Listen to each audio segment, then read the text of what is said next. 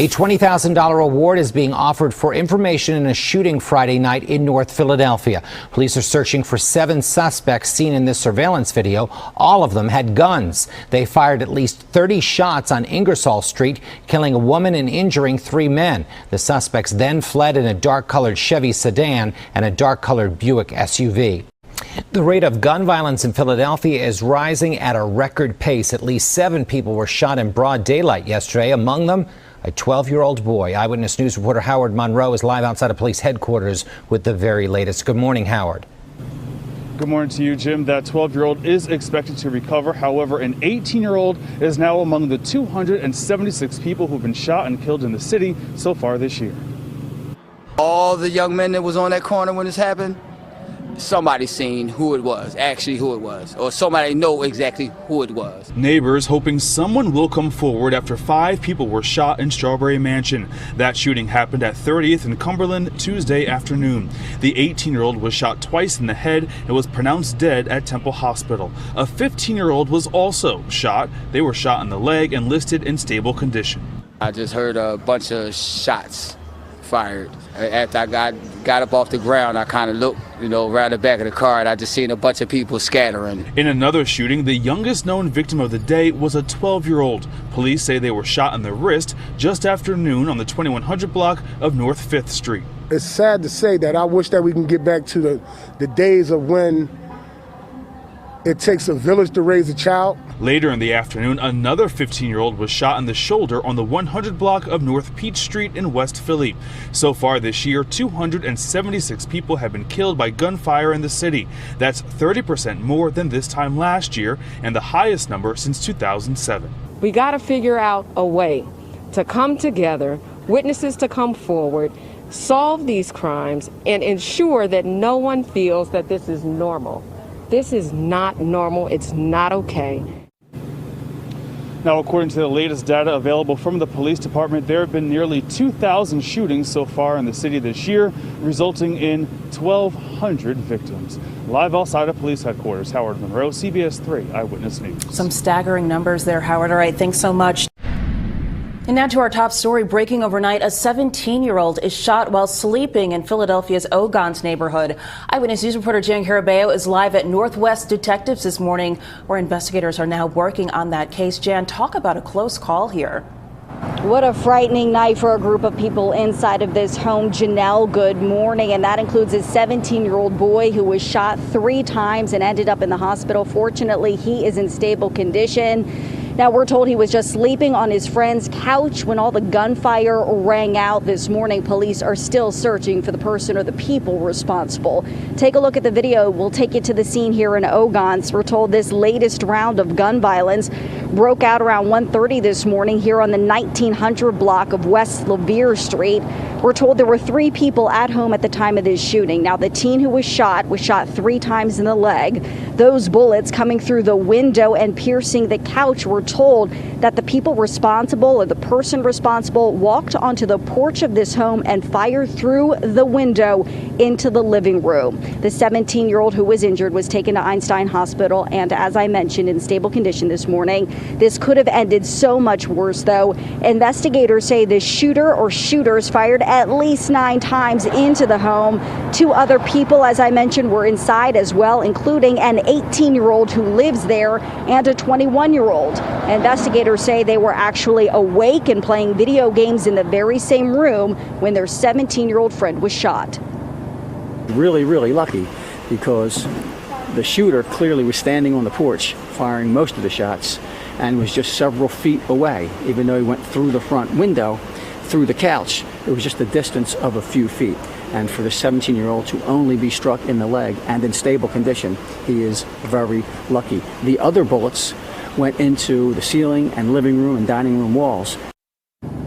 Now, the 2 other people who were inside of that home were not injured this morning. It is still unclear who the intended target was. The motive is also unclear this morning. Anyone with information about this shooter or gunman should call police. We're reporting live outside Northwest Detectives this morning. Jan Carabeo, CBS 3 Eyewitness News. Jim and Janelle, back into you. Thank you, Jan. Appreciate it. We're following breaking news right now. Police say a 17-year-old boy was shot and killed in North Philadelphia tonight. It happened around 9:30 at North 22nd and West Harold Streets. That's all the information the police are releasing right now. We'll continue to monitor this breaking story.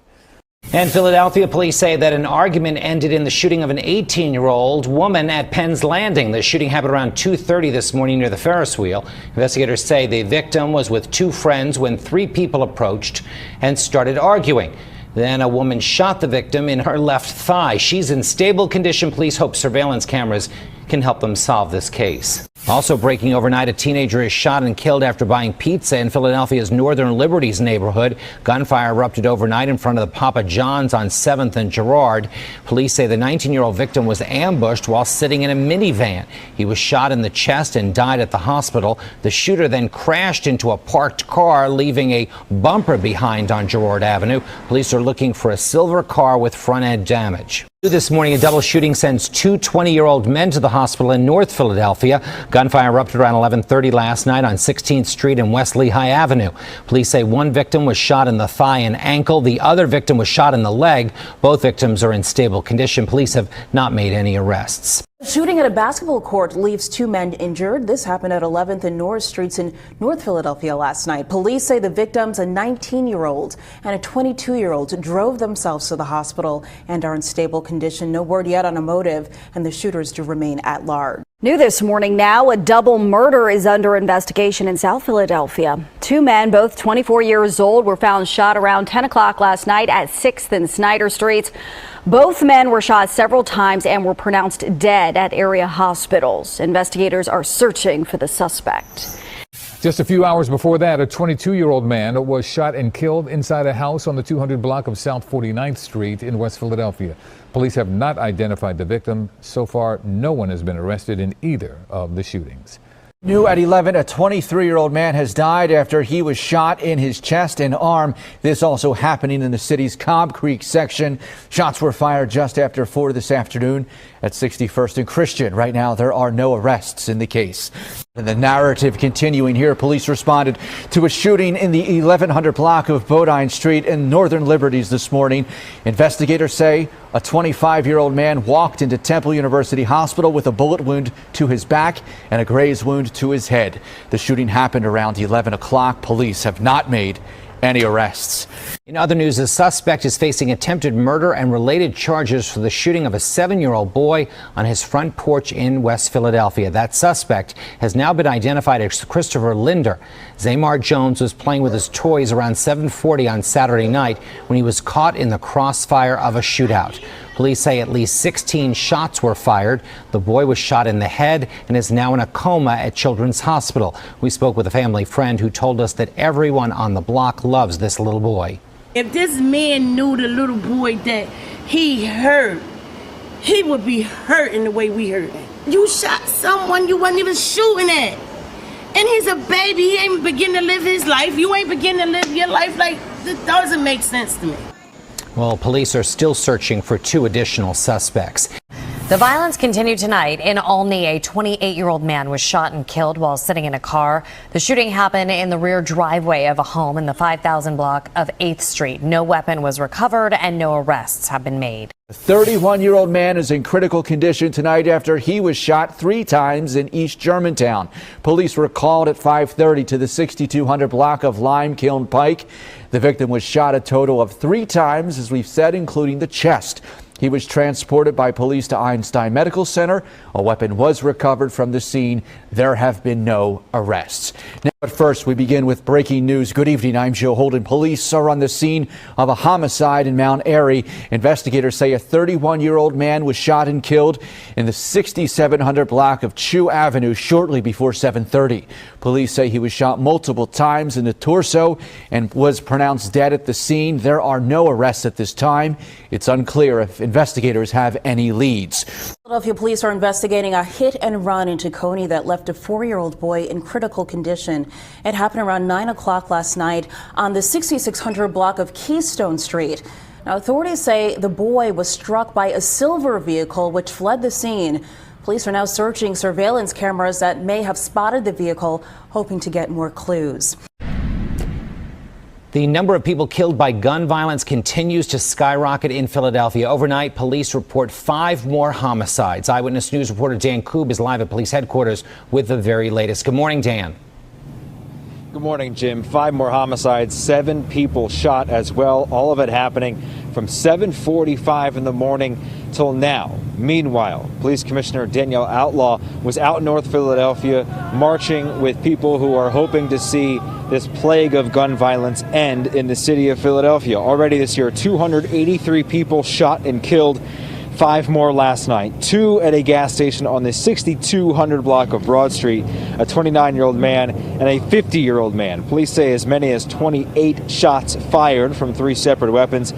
Police finding 2 semi-automatic guns as well. Continued gun violence not far from where the commissioner was marching. These are the very folks that we are trying to reach, and the only way to find out the answer to the questions that we have is to go and ask them. I couldn't imagine what it would be like having to live with my head on a swivel everywhere I go. I don't want that for y'all. Those killed last night ranging in age from 26 to 50. Jim will have much more in the next half hour on last night's violence. For now, live outside police headquarters, Dan Cobbs, CBS 3 Eyewitness News. We have to get to some breaking news right now. The scene unfolding here in West Philadelphia, where police confirm 6 people have been shot. The intersection here, 38th and Poplar Streets. It appears police have taken 1 person into custody. Unclear their connection to what is happening there right now. We are waiting on police to release further details. Again, 6 people shot at the intersection of 38th and Poplar Street. Philadelphia police sources not clear just yet on a breakdown of ages, but police confirming to me at least one of the victims is pregnant. Again, not clear just yet on the extent of full injuries, but one of the victims there, pregnant, said to be by Philadelphia police sources. We'll have the latest on that breaking news on CBS 3 Eyewitness News at 11.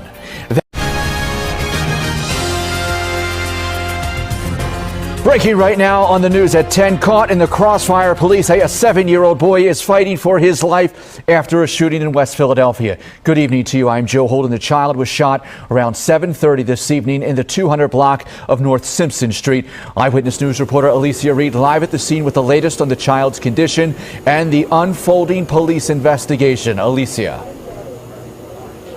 That's right, Joe. This is still a very active scene. Police have Simpson Street closed off while they continue to investigate this shooting. Commissioner Outlaw is on her way to the scene. So while we wait for her, I'm going to step out of the way so my photographer Jake can zoom in on the 2 vehicles that are the center of this investigation. That car that you see in the back, that vehicle is a vehicle we believe that 7-year-old was in when he was shot. Now, police are investigating what happened, and that child was transported to CHOP. Right now, we're hearing he is in grave condition.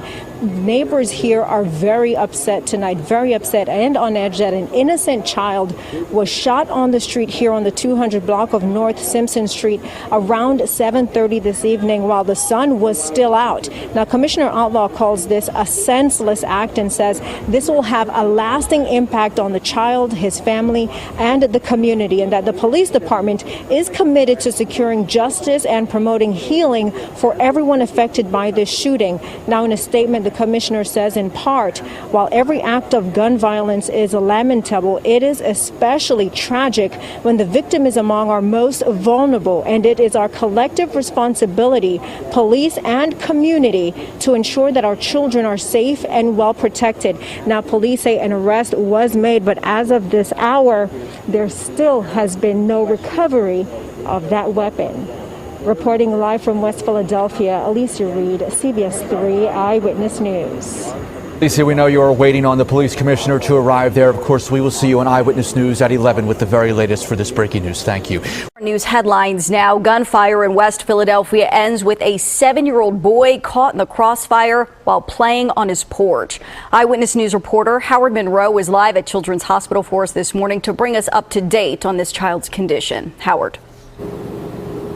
At last update, that child was listed in critical condition. He was rushed here to CHOP just after 7:30 last night. Now, that shooting happened on the 200 block of North Simpson Street. That's out in West Philly. Police say he was sitting on his porch playing when gunshots rang out. Police say it's likely the kid was the victim of crossfire from two groups who were shooting at each other. They say the shooting came from a Chevy Silverado truck that crashed into an SUV while trying to get away.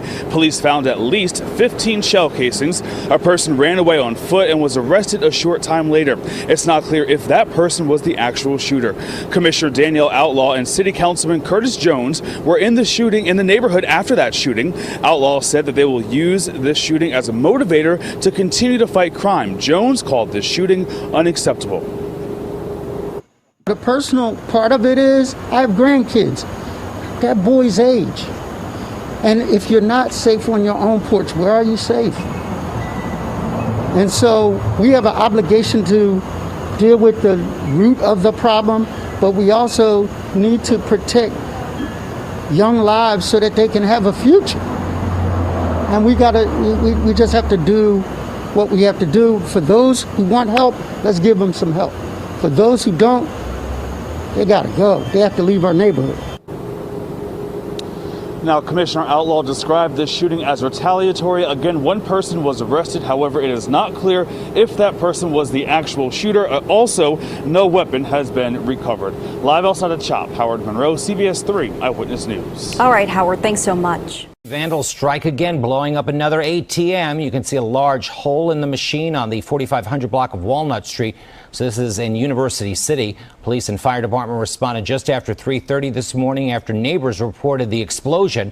It's unclear if any money was taken. Earlier this summer, a series of explosions left hundreds of machines damaged. After yet another violent start to the weekend in Philadelphia, activists tried to appeal to the community to turn in guns, no questions asked, to get them off the street. This says community leaders in one neighborhood rallied for change. Eyewitness News reporter Alicia Reed joins us now live from police headquarters. Alicia. Alex, after a night of rampant shootings, with one of them leaving a teenager dead, neighbors came out in an effort to take back the streets. Neighbors, we want to come out and lend our support. We want to let you know that you're not alone. We're all affected. Community stakeholders are knocking on doors and offering support hours after a 28-year-old man was shot in the stomach while on the front porch. It needs to stop. It needs to stop. For the past 5 nights, it's been shootings just within this perimeter. It's not just 59th and Master Street. Between Friday night and Saturday afternoon, 15 people were shot and one woman stabbed in the city. At least one teen has died. We need to stop what's happening. This tsunami of pain, this tsunami of violence, this bloodshed that's happening, because our neighborhoods have now turned into cemeteries. Losing loved ones to gun violence is a pain shared by far too many neighbors. I lost my son, through violence. Got shot 26 times. Community group City of Dreams teamed up with rapper Beanie Siegel to create a music development program where young adults will get paid to learn about their culture through a social music network. We're trying to build more recreation centers, more studios, because we know out here everybody loves music. In an effort to get guns off the streets, there were 2 gun turn-in events in the city Saturday. People could safely dispose of their firearms at Jane United Methodist Church in Germantown and Tasker Street Missionary Baptist Church in South Philly. No questions asked. One gun's off the street, that could be one less shooting, one less child, let's say, being shot, since we had 103 children shot so far this year. Today's gun turn-in was successful with nearly 4 dozen guns retrieved. Now the next event is set for August 29th. Reporting live from police headquarters, Alicia Reed, CBS 3 Eyewitness News. Alicia, thank you. It was a violent weekend in the city of Philadelphia with multiple shootings, including what is now the tragic death of a 7-year-old boy who was caught in the crossfire on his front porch. Eyewitness News reporter Joe Holden joins us from police headquarters. Joe? Yuki, and the big picture, 2020 is not a good year, especially considering gun violence. Right now, for August 3rd, 257 killings across the city of Philadelphia. Statistics-wise, that means that we've seen at this point in the year as many killings as you have to go all the way back to 1992. Worlds of pain collide while out on this North Philly block in Sharswood to learn about the killing of a woman named Tamika Woods. A mother and sister of another victim from Saturday was randomly visiting family in the area. Keon Davis was shot and killed outside a city auto body shop. I really can't, wrap my mind around, why people would do such things. My son come from a loving, caring family, He didn't take anything from nobody. And breaking late Monday, police homicide detectives confirmed 7-year-old Zamar Jones was pronounced dead at 1 p.m. at Children's Hospital of Philadelphia. The little boy was playing with his toys on North Simpson Street Saturday night when a gun battle erupted. He was hit in the crossfire. First-degree murder charges are now filed against Christopher Linder.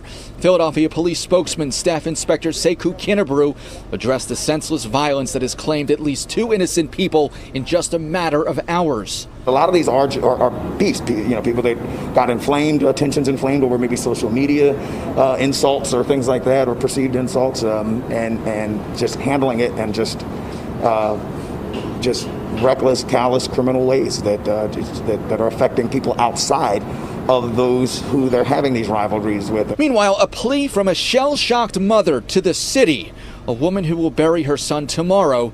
Do more, she says. Please put the guns down. Yes. Please, because you killing, innocent people, like people that's worth something. My son was worth a lot. We're back live. Detectives in the homicide unit are seeking 2 more individuals connected to the killing of little Zamar Jones there in West Philadelphia. One homicide source told me about this Monday. He said, Joe, yet again after a violent weekend, it is not a good day here in the city of Philadelphia. Reporting live outside Philadelphia Police Headquarters, this is Joe Holden, CBS 3 Eyewitness News. In response to today's surge of violence, the West Philadelphia community gathered to call for action and peace. We're tired. Our families are tired. Grandmothers are tired. Kids are tired of their parent or the father or mother not coming home. Yeah. Like, when are we going to wake up? My heart aches for my people that are losing their children out here in these streets. And we weren't lying when we said that we're going to go block by block. We're not just going to keep letting our babies get killed and wake up the next day and it's over. No, we're going to be more effective. We're going to be ground on, foot to ground action here with the City of Dreams Coalition. That kind of action is exactly what the group did. They did go block by block, door to door, to speak with community members about stopping the violence. Now, gun violence affects all communities. Many governmental and nonprofit organizations here in the city and around the region offer help and support. We do have those listed for you on CBSPhilly.com. It was upsetting for everyone who saw it. I'm just so sorry this happened. Right now at 10, punched in the middle of mass, a woman is caught on a live streaming camera socking a lector in the face Sunday morning at the Basilica of Saints Peter and Paul.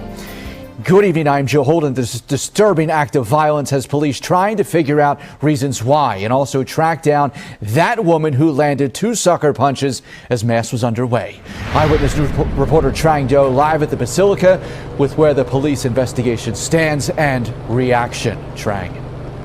Well, Joe, parishioners inside the cathedral witnessed the attack, as well as thousands of people who were watching it on the live stream. Now, those who regularly attend Mass here say that they have seen the woman at the cathedral in recent weeks. However, the rector tells me he does not recognize her. It was an act that sent shock and horror through the pews at the Cathedral Basilica of Saints Peter and Paul during 11 a.m. Sunday Mass. A woman dressed in green was captured on the live stream punching a lector twice as she walked back to her pew. What happened this morning during our 11 o'clock solemn mass was quite disturbing. Should never have happened. Father Dennis Gill says the woman ran out of the cathedral and the incident was promptly handled off camera. He added that the lector is doing well. She was very brave. She handled it in a very mature way, and she did not require any medical attention. She is fine, thank God. While police investigated the incident, congregants continued to stop in. Many attended 6:30 Mass, where Father Gill addressed what happened. I'm a lector sometimes at the cathedral. I've seen other outbursts like this, but they've never been violent. I hope nothing like this happens again. It's just something that shouldn't happen in a house of worship. And regardless of like your belief or, your religion, your creed or whatever, it shouldn't, That shouldn't go on there at all. Archbishop Nelson Perez posted a statement on his Facebook page which reads in part, "Please be assured that there are safety and security plans in place for the Cathedral Basilica of Saints Peter and Paul. We welcome all visitors and work to provide for their safety. Violence has no place in our world, and every life is a precious gift from God." Now, Father Gill tells me the Archdiocese is planning to hold a meeting about security at the Basilica on Monday morning. He tells me he does believe that extra security is necessary in these times. But for now, we're live outside the Cathedral Basilica of Saints Peter and Paul. I'm Trang Do, CBS 3 Eyewitness News. Joe? To our breaking news now, a double shooting leaves a man and a woman fighting for their lives this morning in Strawberry Mansion. Gunfire erupted overnight on the 1900 block of North Napa Street.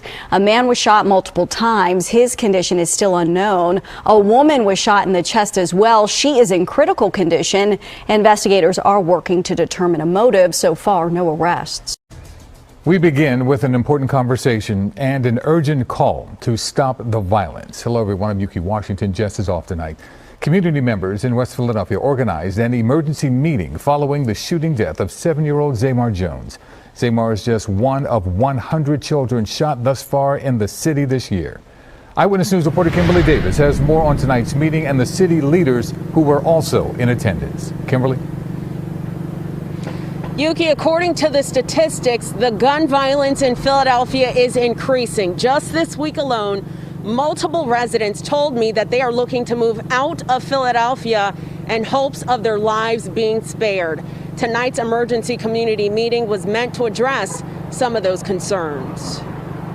It disheartens me, to answer your question, that folks said that they would want to move, because this is our home and we need them to stay and feel safe.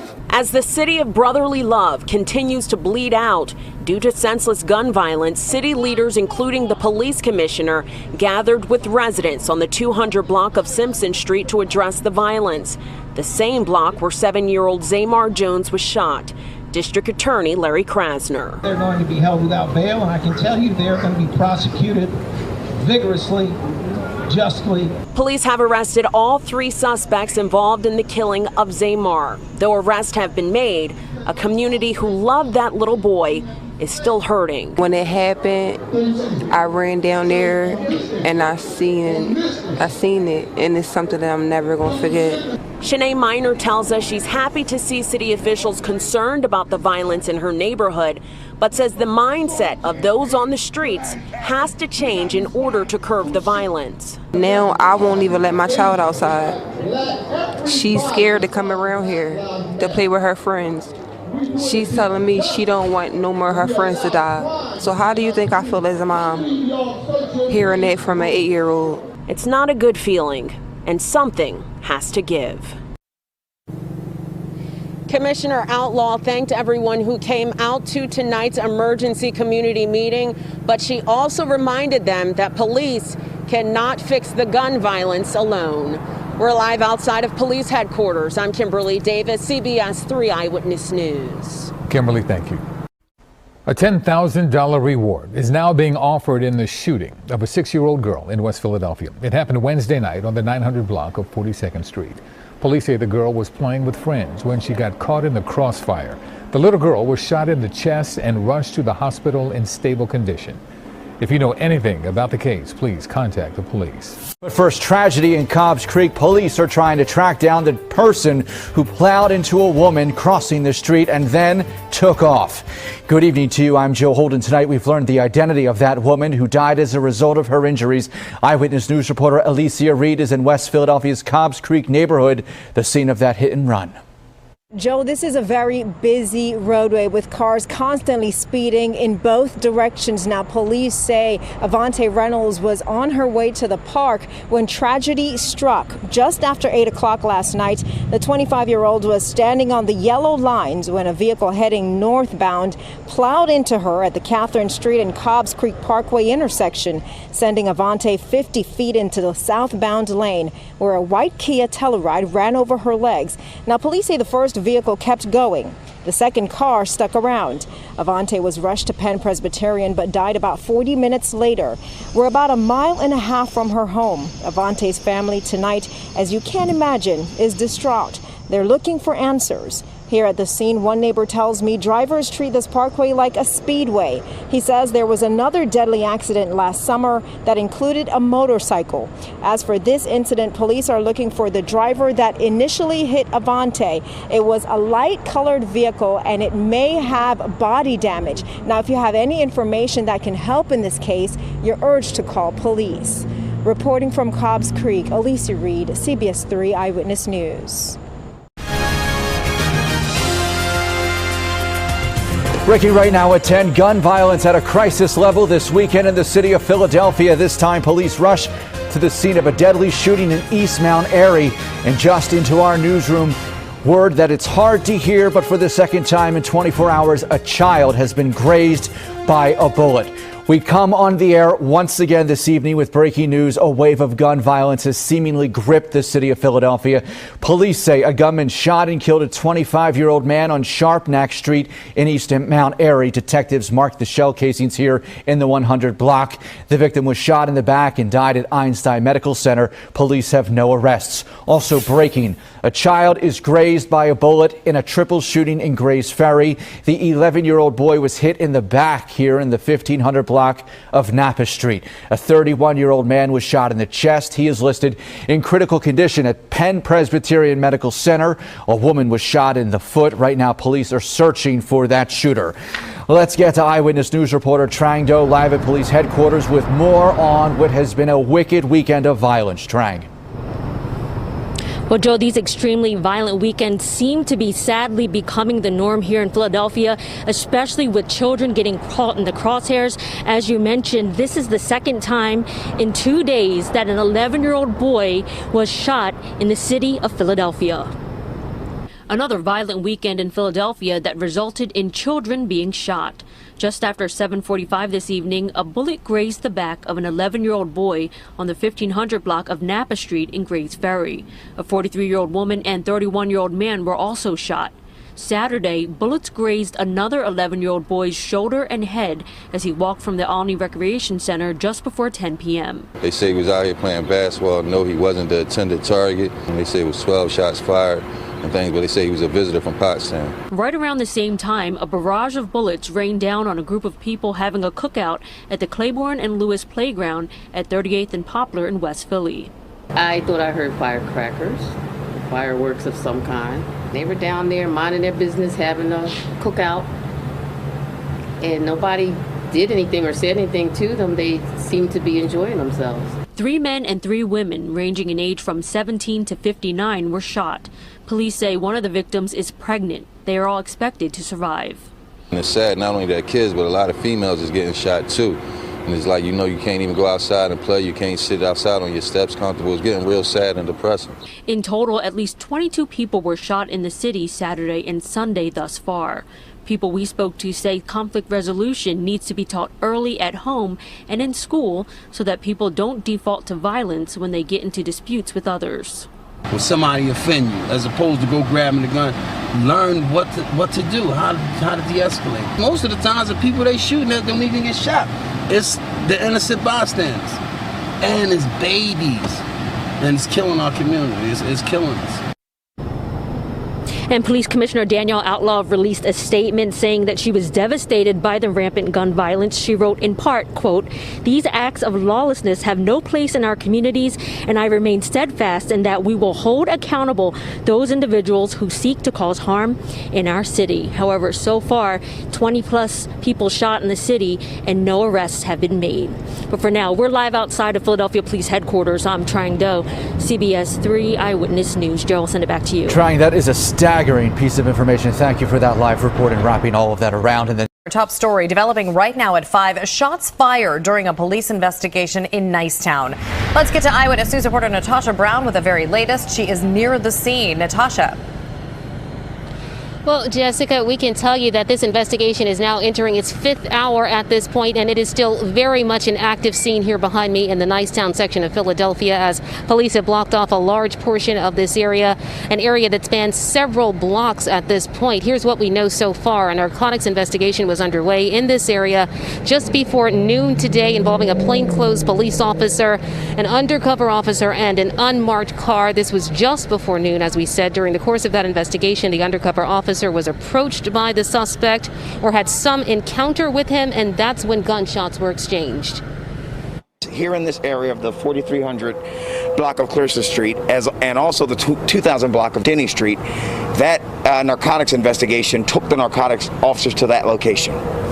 While they were conducting that narcotics investigation, a plainclothes narcotics officer in plainclothes in an unmarked car was here on Clarissa Street, and someone who was the focus or someone of interest in that investigation approached the narcotics officer and opened fire. That's where you see the rounds behind me. The officer from his car did in fact return fire, and at this point we don't know if the discharge by the police officer actually struck anyone. Well, we can tell you the police officer was not injured. Meantime, Police Internal Affairs Unit is investigating along with a gun discharge unit, as would be the case in any police-involved shooting. Police are still searching for this suspect at this hour. Again, they do not know if he was hit by an exchange of gunfire here with the police officer. They are scouring several hospitals here in the area to find out if he shows up there or if he has shown up there, but still no word yet on exactly whether that is the case or where he is at this point. We're also learning now from sources that this was some kind of an undercover narcotics sting, a narcotics buy, if you will, that obviously went very wrong here this afternoon. That's the very latest for now. Reporting live in Nicetown, Natasha Brown, CBS 3 Eyewitness News. All right, Natasha, thank you for that. With gun violence in Philadelphia on the rise, organizations are joining forces to try to make a difference. Police and other groups are holding a home gun check campaign this weekend. They're asking people to go through their homes, locate guns they don't want, and turn them in with no questions asked. We're trying to appeal to parents in particular to do these room checks in their houses. A lot of these young men participating in shootings, they have guns and they allow them to keep them in the house. So if you do a room check and turn them in, we're appealing to conscience level. We're looking at personal responsibility at this point in the city of Philadelphia. Guns can be turned in this Saturday from 10 a.m. to 2 p.m. at James Memorial United Methodist Church and Tasker Street Missionary Baptist Church. Hundreds assemble at City Hall today to raise their voices against gun violence. The Peace Not Guns rally is being hosted by Councilman Kenyatta Johnson as a call to action. This comes as shootings and homicides in Philadelphia are surging, and after a weekend that saw 24 people shot in 2 days. Eyewitness News reporter Trang Do is live at City Hall with more on the uptick in violence and what the police commissioner is saying about it all. Trang? Well, Yuki, people are just so fed up. That's why so many people showed up outside of City Hall today for this rally. In fact, there's still a few stragglers here left over from the rally, and that's because the statistics are so staggering. 103 children have been shot in the city since the beginning of the year, and 3 of them were shot just this weekend. Another little boy shot on his porch Sunday night, roughly a week after the shooting death of 7-year-old Zaymar Jones sent outrage through the city. This time, a bullet grazed the back of an 11-year-old boy who was enjoying a family cookout on the 1500 block of Napa Street in Grays Ferry just after 7:45. A man and woman were also shot. He made 9 shots, real loud. Out the window, that's the young man laying on the step. Saturday, bullets grazed another 11-year-old boy's shoulder and head as he walked from playing basketball at the Alney Recreation Center just before 10 p.m. Right around the same time, a 17-year-old boy and a pregnant woman were among 6 people shot at the Claiborne and Lewis Playground at 38th and Poplar. From Friday through Sunday, police say 31 people were shot in the city. This is an issue that the whole city of Philadelphia need to stand up and get involved to address. That's why Councilman Kenyatta Johnson has planned 2 public hearings on gun violence Tuesday and Wednesday. Commissioner Danielle Outlaw and District Attorney Larry Krasner are expected to testify. Outlaw addressed the issue at the Peace Not Guns rally outside City Hall. We are but one small piece of this. We don't control the culture of violence that we see. Folks have to be held accountable too, right? We average, the police department averages, so far this year, we've taken 77 guns a week off the street. Some of Councilman Johnson's ideas for stemming gun violence include creating opportunities for young people, teaching trauma and conflict resolution in schools, and calling on the ATF to track illegal guns. And once again, the gun violence hearings are scheduled for Tuesday and Wednesday from 9:30 in the morning until 12:30 in the afternoon. You can stream them live on the City Council website. But for now, we're live from City Hall. I'm Trang Do, CBS 3 Eyewitness News. Jess, I'll send it over to you. Trang, thank you. Breaking overnight, police are investigating a shooting in North Philadelphia. Gunfire erupted at 22nd and Diamond Streets. Police say a man there was shot in the leg. Investigators are now working to determine a motive for the violence. Police have not yet made any arrests. Also, breaking man hit by gunfire in Philadelphia's Kensington neighborhood. This shooting happened early this morning on the 3500 block of Kensington Avenue. She was rushed to the hospital, shot in the chest. Trang, thank you for that report. New tonight, a double shooting in Kensington leaves one man dead and another in critical condition. It happened just before 5 tonight in the 3000 block of North Water Street. A 29-year-old man was shot a number of times in the chest. He died at Episcopal Hospital. A 26-year-old man was shot in the jaw, arm, and stomach. Philadelphia police are investigating. There are no arrests yet in this case. New tonight, a shooting in the city's Fairhill section. It happened just before 8:30 in the 2800 block of North Marshall Street. Police say a 25-year-old man was shot 3 times. He was taken to Temple University Hospital. He is listed in critical condition. There are no arrests at this time. Police are also searching for a gunman after a man is shot at a house party in Spring Garden. This happened just before 1 this morning at 11th and Green Streets. The victim was rushed to the hospital. At the scene, one neighbor told Eyewitness News that the area has been having issues with crowded house parties. A large group was gathered at a party. I'm not sure the exact details, but shots rang out. We all heard the shots, and I'm pretty sure somebody ended up getting shot. Well, we are working to get an update on the victim's condition. There's no word on a motive for that shooting.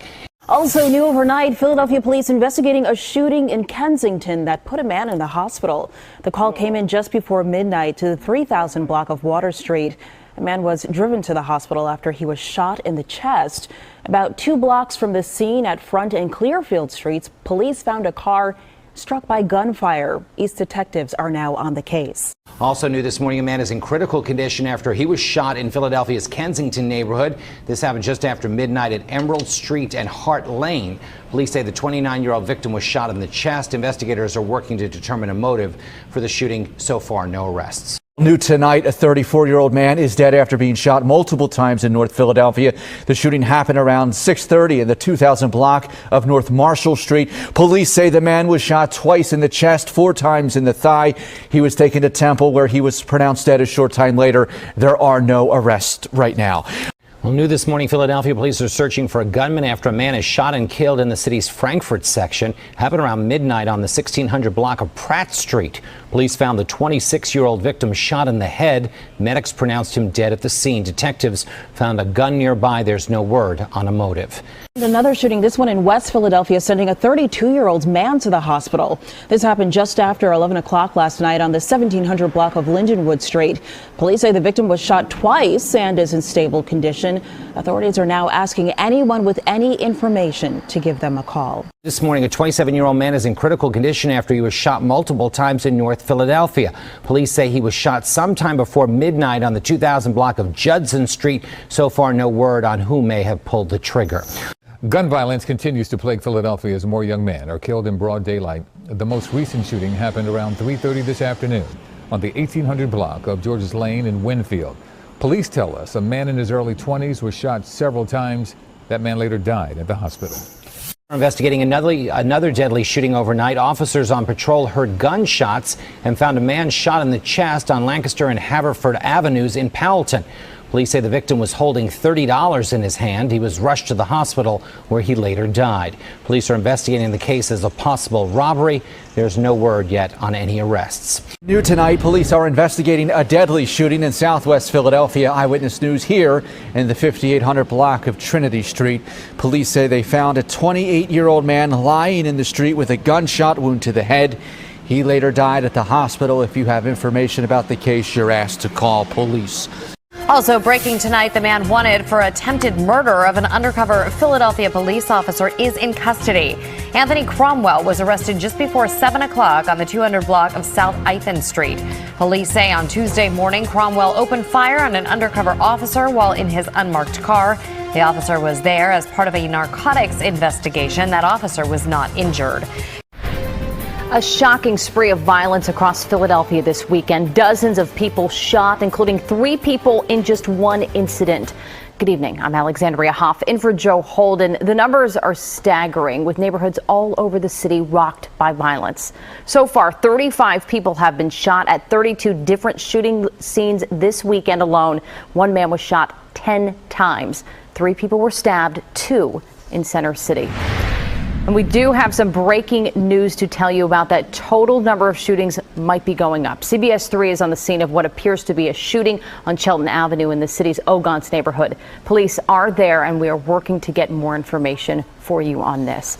In the meantime, let's get more on this weekend of violence from Eyewitness News reporter Dan Koob. He is at police headquarters. Please. Put the guns down, man. Stop the violence. Sunday night, investigators on the scene of a triple shooting in West Passyunk, where police say one 19-year-old was struck 4 times. I wish they never created guns, because at the end of the day, it's the people that use guns as monsters, man. Police say all 3 victims are in stable condition, but the carnage continues throughout the city. Just after 5 p.m. Sunday, 3 gunshots killed a man in his 30s at 55th and Vine. Police saying the shooters are in a burgundy sedan. Overnight, a man shot 10 times throughout his body in Parkside on the 5000 block of Marion Street. Saturday night, a mass shooting at 10th and Brown. 5 people hit around 11:30. All expected to be okay, but at first police may have believed they were being shot at. I think it's safe to say when you're in the area, you hear fire shot. You don't know if they're being shot at you or at someone else, but they were in very close proximity. Almost too many incidents to recite. 35 shooting victims, 32 shooting scenes, and 3 stabbings. This epidemic showing no signs of slowing, as homicides in Philadelphia are up 27% in 2020, according to city statistics. It's disturbing, it's disheartening. Again, the pandemic has not been canceled. There's a lot of things that brings us pause and concern, but again, day in and day out, we will be here. And it's not just the number of homicides in the city of Philadelphia, but also the number of shooting victims, up 55% in 2020 from just the same time 1 year ago. Outside police headquarters, Dan Koob, CBS 3 Eyewitness News. Dan, thank you. A community in mourning tonight after a 7-year-old dies after being shot outside of his West Philadelphia home. Zamar Jones was caught in the crossfire on his own front porch. Kimberly Davis spoke with a group that's trying to stop the violence that led to his death. She's live at police headquarters. Kimberly? Jess, a mother is preparing to bury her 7-year-old child after he was shot right outside of his own home. Philadelphia Cure Violence stopped by that block this evening to see what can be done to curb the violence. A violent weekend in Philadelphia has left yet another mother without a child, this time a 7-year-old boy, Zamar Jones. Zamar was shot on his front porch on the 200 block of North Simpson Street in West Philadelphia. He died Monday afternoon at Children's Hospital of Philadelphia. Philadelphia Cure Violence says this is exactly what they're trying to prevent. We're not just killing us no more. It ain't got so worse that now we're killing our family. Monday evening, Philadelphia Cure Violence went to the neighborhood where the young life was lost. The grassroots organization is made up of ex-offenders, once a part of the problem. We got to stop looking outside the community. We got enough black men walking up and down this street where they can police their own community. We got enough black men out here that can go out there and touch base with every one of these young guys and talk to them. Because believe it or not, most of them just need attention. They didn't have it. Philadelphia Cure Violence is hoping to stand in the gap. That ain't my child, or that ain't my cousin, but the Reaper knocking on every other door. Because you see, you ain't even got to be in the game. Police do have one person in custody in connection to the shooting, but detectives tell us they are on the lookout for 2 others who also might be involved. There is an emergency community meeting happening Thursday evening at 6 o'clock. Head over to cbsphilly.com for more information. We're live outside of police headquarters. I'm Kimberly Davis, CBS 3 Eyewitness News. All right, Kimberly, thank you. New this morning, gun violence continues in Philadelphia. A teenager is shot in the city's Fern Rock section. This happened just before 12:30 this morning. Police found the 17-year-old shot multiple times at 13th Street and Olney Avenue. He said he was shot nearby at 12th and Chew. We're working on getting an update on that victim's conditions. No arrests have been made at this point. And now to our top story this half hour. Breaking overnight, Philadelphia police encountering large crowds as they break up two large parties. Eyewitness News reporter Howard Monroe is live this morning outside of police headquarters with some new video in this morning. Howard. Janelle, these gatherings are proving to be a difficult situation for police. Some of them are turning violent. Also, remember, we are still in the middle of a pandemic. Now, last night, police broke up one of these gatherings in Strawberry Mansion. This was at North 30th Street and West Susquehanna Avenue. The other was in East Germantown at the Lonnie Young Recreation Center at Shelton Avenue and Ardley Street. Both of these gatherings ended without any major incident. However, a gathering on Saturday night ended with 5 people shot. Neighbors near 10th and Brown in North Philly say about 200 people were together memorializing a man who was shot a few years ago.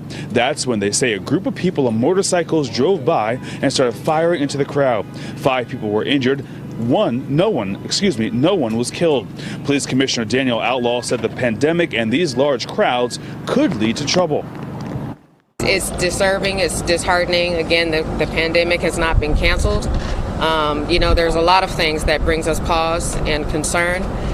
But again, day in and day out, we will be here. We've been here. We'll continue to be here. And we're doing everything that we can to make sure that we resolve these matters in an expeditious manner so we can hopefully get ahead of anything that could occur as a result of this. Now, it's important to note that because of the pandemic, large crowds over 50 people are not permitted in the city of Philadelphia. It is not clear if anyone will face charges for organizing them. Live outside of police headquarters, Howard Monroe, CBS 3 Eyewitness News. Thank you, Howard. A Philadelphia police car is struck by gunfire as a block party disperses in the city's Summerdale section. The chaos erupted late last night at Brill Street and Summerdale Avenue. Police say someone in that crowd pulled out a gun and opened fire, striking an occupied police car. An armed man on a motorcycle then took off, knocking a police officer to the ground. That officer hit his head, but we're told he is expected to be okay. Police did catch up with that man and took him into custody. And new video just into our newsroom. Vandals targeting police cars. We found 2 cars spray painted in front of the 9th District that's just off the Ben Franklin Parkway. One lieutenant's SUV had a vulgar message painted on it. Police tell Eyewitness News that multiple surveillance cameras recorded the vandals in the act. New this morning, a 19-year-old man is shot at Pratt and Charles Streets in Philadelphia's East Frankford neighborhood. Police say the victim here was shot 3 times. We are working on getting more information about his condition this morning. So far, no arrests. And now to our top headlines this morning. Breaking overnight, a homicide investigation in Philadelphia. Police say a man was found unresponsive on the 3300 block of Braddock Street in Kensington around 1 o'clock this morning. They say the victim, believed to be in his late 30s or early 40s, was bleeding heavily. Medics pronounced him dead at the scene. Authorities say it's unclear how he died. Initially, medics believe that this may have been a stabbing victim, and he does have one obvious large laceration to his arm. And there's also a large amount of blood coming from his neck, face, chest area. We're not really sure because he's face down. Police say they found several surveillance cameras facing that crime scene. Right now, they're working to retrieve the footage to gather more information. Philadelphia police are also investigating a deadly shooting in Kensington overnight. This happened at G and East Madison Streets. Police say the 30-year-old victim was taken to the hospital where he later died. There's no word yet on suspects or a motive in this shooting. Philadelphia police are releasing new surveillance video in hopes of tracking down 4 men possibly involved in a murder. These are the men the police are looking for. They were dropped off by the 4700 block of Griscom Street in Frankford moments before a man was shot and killed there. This happened back on July 6th. They arrived near the scene in a dark Cadillac sedan. Philadelphia police are offering a $20,000 reward for information leading to an arrest and conviction. Another shooting in Philadelphia sends a woman to the hospital. This happened around 11 o'clock last night on the 1500 block of South 53rd Street. That's in King Sessing. Police say the woman was shot in the shoulder. There's no word yet on her condition or a motive in this shooting. No arrests have been made. There are new concerns about the increase in child shootings in the city of Philadelphia. A suspect under arrest in connection with a recent shooting is telling his side of the story tonight. The details now with Eyewitness News reporter Alicia Reed at police headquarters. Alicia? Yuki, the epidemic of gun violence is taking a toll on Philly's youngest citizens. Today, police confirmed 100 children have been shot in the city so far this year, and that it will take a multi-pronged approach to keep our children safe. To do something about all this, but it's going to take time. This afternoon, police confirmed all 3 suspects in Saturday's shooting death of 7-year-old Zamar Jones are now in custody. Hours before turning himself in, Damar Jones posted to social media saying he did not kill Zamar, but apologized for his role in Saturday's shootout. His attorney was by his side as he was taken into custody. I think it's clearly a case of self-defense here. Damar's just there on the block with Michael, so whoever shot back at the driver clearly was acting in self-defense, that Linder was the shooter in the case, and Linder was most likely the one that shot the 7-year-old boy. Police took 27-year-old Christopher Linder into custody Saturday night after he returned to the scene to try and retrieve his bullet-riddled truck. Yesterday, 30-year-old Michael Banks turned himself in. His motion for bail was denied, and a preliminary hearing is set for August 26th. Both Banks and Jones are facing a number of charges, including murder. This culture of violence where we have adults are willing to shoot indiscriminately into crowds of people without care or concern for women or children. While involved in this manhunt, police were called for another West Philly shooting Wednesday night, where a 6-year-old girl playing outside was shot in the chest. She remains in the hospital in stable condition. Now, police say there is a plan in place to curb violence, but it will take some time. Now we have to be strategic, targeted, identify our repetitive offenders and target those folks. The department is still on the hunt for the person responsible for shooting the 6-year-old girl. Meanwhile, we should note that both shootings occurred less than 3 miles apart in West Philadelphia. Reporting live from police headquarters, Alicia Reed, CBS 3 Eyewitness News. Alicia, thank you. Meanwhile, a 12-year-old boy is recovering after he was stabbed in Philadelphia. This happened around 10:30 last night on the 1700 block of South 18th Street. That's in Point Breeze. Police say the boy was stabbed in the back by another 12-year-old boy. The injured boy is in stable condition. His alleged attacker was taken into police custody. No word yet on what prompted that violence. A 19-year-old woman is rushed to the hospital after being shot twice in Northern Liberties. It happened around 6:30 tonight in the parking lot of Federal Donuts on the 700 block of Fairmount Avenue. Police say the victim was shot once in both legs. She was taken to Jefferson Hospital in stable condition. No arrests have been made. Gun violence now, this time in Philadelphia's Kensington neighborhood. A double shooting leaves a man and a woman hurt. Gunfire erupted overnight on the 3100 block of Weymouth Street. Police found 1 man and 1 woman shot. They were rushed to the hospital. We are working on getting more information about their conditions this morning. Police have not yet made any arrests. Another shooting to talk about now, this one in the city's Overbrook section, leaves a man in critical condition. Police responded just after 2 o'clock this morning to the corner of Lansdowne Avenue and North Robinson Street.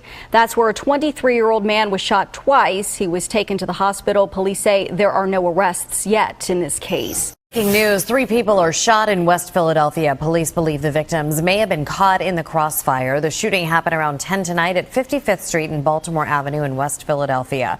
Police say a 19-year-old man, a young woman, and another man were sitting on a front porch when they were shot. They are all expected to survive, and no arrests have been made.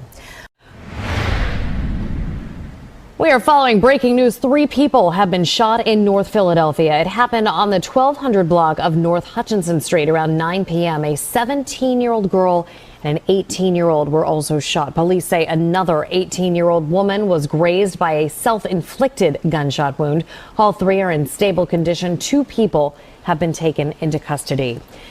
Top headlines now. Back to that breaking news overnight. Gunfire erupts at what police say was a huge block party in North Philadelphia with hundreds of people. 5 people are shot. Eyewitness News reporter Howard Monroe is live at police headquarters with the latest. Howard. Jan, those 5 people, including a 16-year-old, they are expected to recover. They are listed in stable condition. Now, this shooting happened last night in North Philadelphia at 10th and Brown Streets. It was a large block party that happened. Police are saying there was hundreds of people who were there. However, they're also saying that those people, they are now expected to recover later on this morning. Some of the victims, they were taken to Jefferson. Other victims, they were taken to Temple Hospital.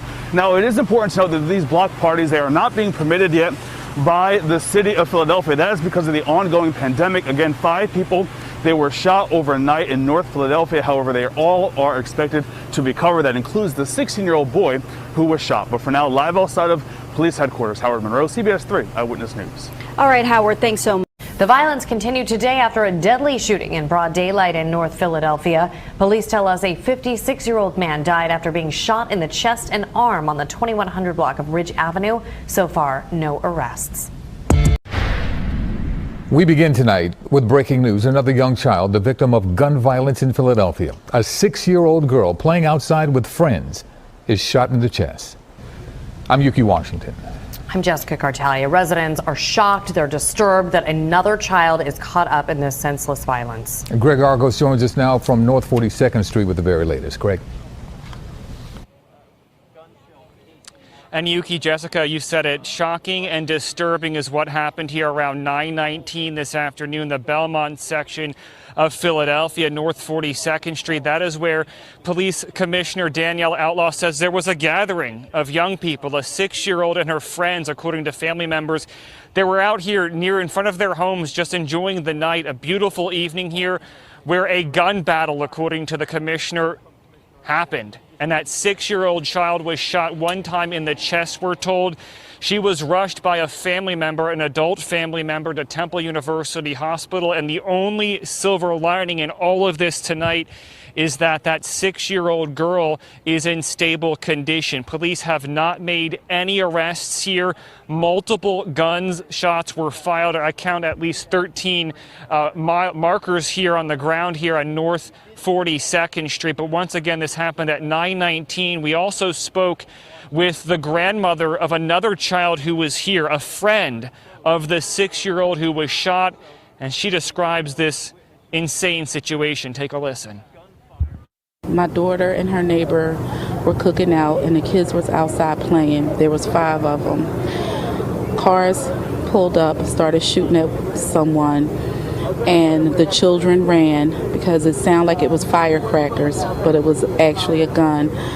The one little girl who was with my 2 grandchildren, they all ran. She started screaming. She was shot twice in the chest. A young child had been shot. We do know at this point that a 6-year-old little girl has been shot one time in the chest as a result of gunfire or as a result of crossfire.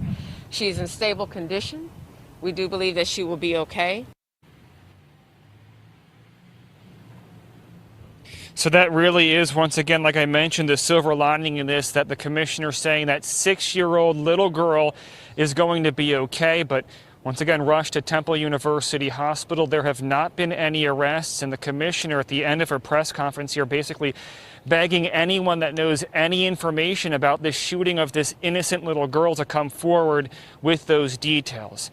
That is the latest live here in the Belmont section of Philadelphia. I'm Greg Argos, CBS 3 Eyewitness News. Philadelphia police are investigating after 2 men are shot and killed in South Philadelphia last night. Eyewitness News reporter Howard Monroe obtained surveillance video. We want to warn you, the video is graphic. The moment 2 men are shot and killed in South Philadelphia. The surveillance video obtained by Eyewitness News. The shooting happened at about 10:15 Friday night near the intersection of 6th and Snyder.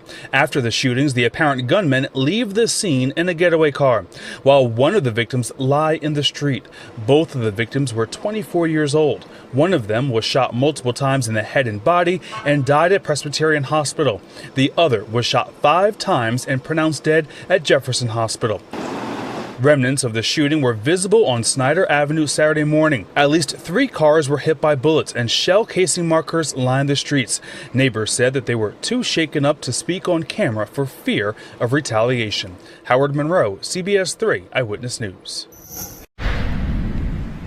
Breaking overnight now, police are investigating more cases of gun violence all across the city of Philadelphia. In West Oak Lane, police found a 35-year-old man shot in the chest. This shooting happened just after 1:30 on the 1500 block of Mohican Street. We're told that man was taken to the hospital. So far, no arrests. And in South Philadelphia, police are investigating a shooting on Essington Avenue near South 67th Street. Police say a 31-year-old woman at Presbyterian Medical Center told investigators she was shot at that location sometime after 2 a.m. We'll continue to keep you up to date. New tonight, a man is fighting for his life after he was shot 3 times in the head in North Philadelphia. Police say it happened around 6 o'clock tonight at Warnock and Master Streets. The 21-year-old was rushed to the hospital where he is listed in critical condition. We are awaiting a description of the suspect. Breaking news overnight now, a man is shot and killed outside of a grocery store in Philadelphia's Port Richmond neighborhood. This shooting happened around midnight in the Save-A-Lot parking lot near Aramingo Avenue and Butler Street. Police found the 35-year-old victim sitting inside of a car. Medics pronounced him dead at the scene. Police have not yet made any arrests. Then a man stabbed in the neck in Center City. It happened around 9 on 15th and Market Street. Police say that he was stabbed once and taken to Jefferson University Hospital. He was last listed in critical condition. Police are still searching for his attacker. In West Powelton, police say a 29-year-old man was shot multiple times and killed. This shooting happened just after 8 p.m. on the 700 block of North 46th Street. No arrests have been made in this shooting either. Getting hurt. Officers are being shot at. This is ridiculous. Our police commissioner is frustrated and angry. A teenager is dead after a gunman opened fire on a group of people in Strawberry Mansion. We learned of the 18-year-old's passing about 2 hours ago, and sadly, he was not the only child hit by gunfire today in broad daylight. Kimberly Davis is live tonight outside of police headquarters. Kimberly? Jess, as more children continue to be rushed to hospitals suffering from gunshot wounds, the police commissioner says officers aren't even safe on Philadelphia streets. I just heard a bunch of shots fired. And after I got up off the ground, I kind of looked, around the back of the car, and I just seen a bunch of people scattering. Those who could run did.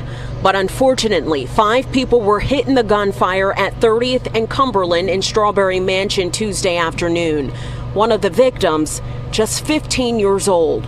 A resident who didn't want to be identified says it's time for the community to step up. All the young men that was on that corner when this happened, somebody seen who it was, or somebody know exactly who it was. An 18-year-old was shot twice in the head. He was rushed to Temple University Hospital, but doctors couldn't save him. The 15-year-old was shot in his leg and is listed in serious condition. Commissioner Danielle Outlaw spoke to reporters at the scene. Our children are getting hurt. Officers are being shot at. This is ridiculous.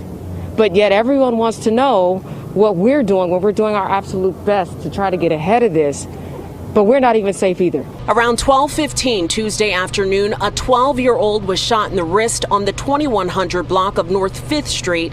And 2 hours later, another 15-year-old was shot in the shoulder on the 100 block of North Peach Street. And all of these senseless shootings are keeping violence prevention organizations busy. It's sad to say that I wish that we can get back to the days of when it takes a village to raise a child. So far, police have not been able to make any arrest in any of these shootings. If you have any information that could help out in their investigation, you are urged to give Philadelphia police a call. We're live outside of police headquarters. I'm Kimberly Davis, CBS 3 Eyewitness News. All right, Kimberly, thank you. Well, breaking overnight, gunfire erupts at a Philadelphia apartment complex, sending a man to the hospital. Police responded to the scene just before 1:30 this morning on the 2700 block of 55th Drive. That's in southwest Philadelphia. Police say a 22-year-old man was shot in the back. His condition is unknown at this time, and the shooter remains at large. New this morning, police say a 53-year-old man is recovering after he was shot multiple times in the city's Hunting Park neighborhood. Investigators say a drive-by shooter opened fire on the man at around 1 a.m. at Broad and Jerome Streets. It's the same scene where a separate shooting took place 3 hours earlier. Police believe the shootings are related, so far no word on what sparked that violence. Philadelphia police are investigating a deadly shooting in Feltonville. It happened around 5 o'clock tonight in the 200 block of West Mentor Street. Police say a 34-year-old man was shot in the face. Responding officers rushed him to Temple Hospital. He did not survive. No arrests have been made. Breaking overnight, a man is shot and stabbed multiple times in southwest Philadelphia. This happened around 11 last night on the 1600 block of South Ithan Street. The victim is in stable condition. Investigators are now working to determine a motive for this violence. So far, no arrests have been made. Philadelphia police are also investigating if a feud led to a shooting that left one man dead and another man wounded. Police rushed to the 800 block of 39th Street in Mantua around 9:30 last night. They found a 19-year-old man shot twice in the head. He died at a hospital about a half an hour later. A 21-year-old man is now in stable condition after he was shot in the leg. There appears to be some type of feud going on, possibly with another group that is not located from this area. But the investigation is ongoing. We will continue to be vigilant in this area. We will continue to put our best foot forward as far as finding out what the cause of this crime was. So far, no arrests. If you have any information, give Philadelphia police a call. And this just into the newsroom. A pregnant woman is one of 2 women shot tonight in North Philadelphia. The shooting happened just before 10 on the 3400 block of North 2nd Street. Police say the women were in the backseat of a car with an infant when someone fired 20 shots. The driver and the baby were not hit. He was able to drive the women to the hospital, to Temple Hospital. The pregnant woman was shot in the elbow. The other was shot in her leg. Police believe that the suspect is known to one of the victims. 26-year-old man is fighting for his life after police say he was shot multiple times in Nicetown. The shooting happened just after 3 this morning on the 1600 block of West Hunting Park Avenue. An eyewitness says 2 men shot at the victim before getting away in a white minivan. Police also discovered a stolen Dodge SUV riddled with bullets parked nearby with a loaded gun inside. So far, no arrests have been made. And this just into Eyewitness News. A 21-year-old man is dead and 2 teenagers are being treated for gunshot wounds. A triple shooting happened just after 9:30 at 51st and Chester and King Sessing. Police say the 21-year-old victim was found in a crashed Mercedes. He was taken to Presbyterian Hospital where he later died. A 14-year-old and 17-year-old were found in a separate car at 52nd and Pine. The 14-year-old is at CHOP in stable condition. The 17-year-old who was shot in the face is critical. No word yet on a possible motive. No one has been arrested. Another busy night for Philadelphia police responding to shootings around our city. A 30-year-old woman was killed in a double shooting in Brewery Town tonight. It happened around 8 o'clock at North Edding and Master Streets. A 35-year-old man was also shot. He is in critical condition. We continue to follow breaking news. Police are on the scene of a shooting at a SEPTA station in West Philadelphia. A woman was shot there multiple times. Let's get right to Greg Argos, who's at the scene at 46th and Market. Greg, what can you tell us?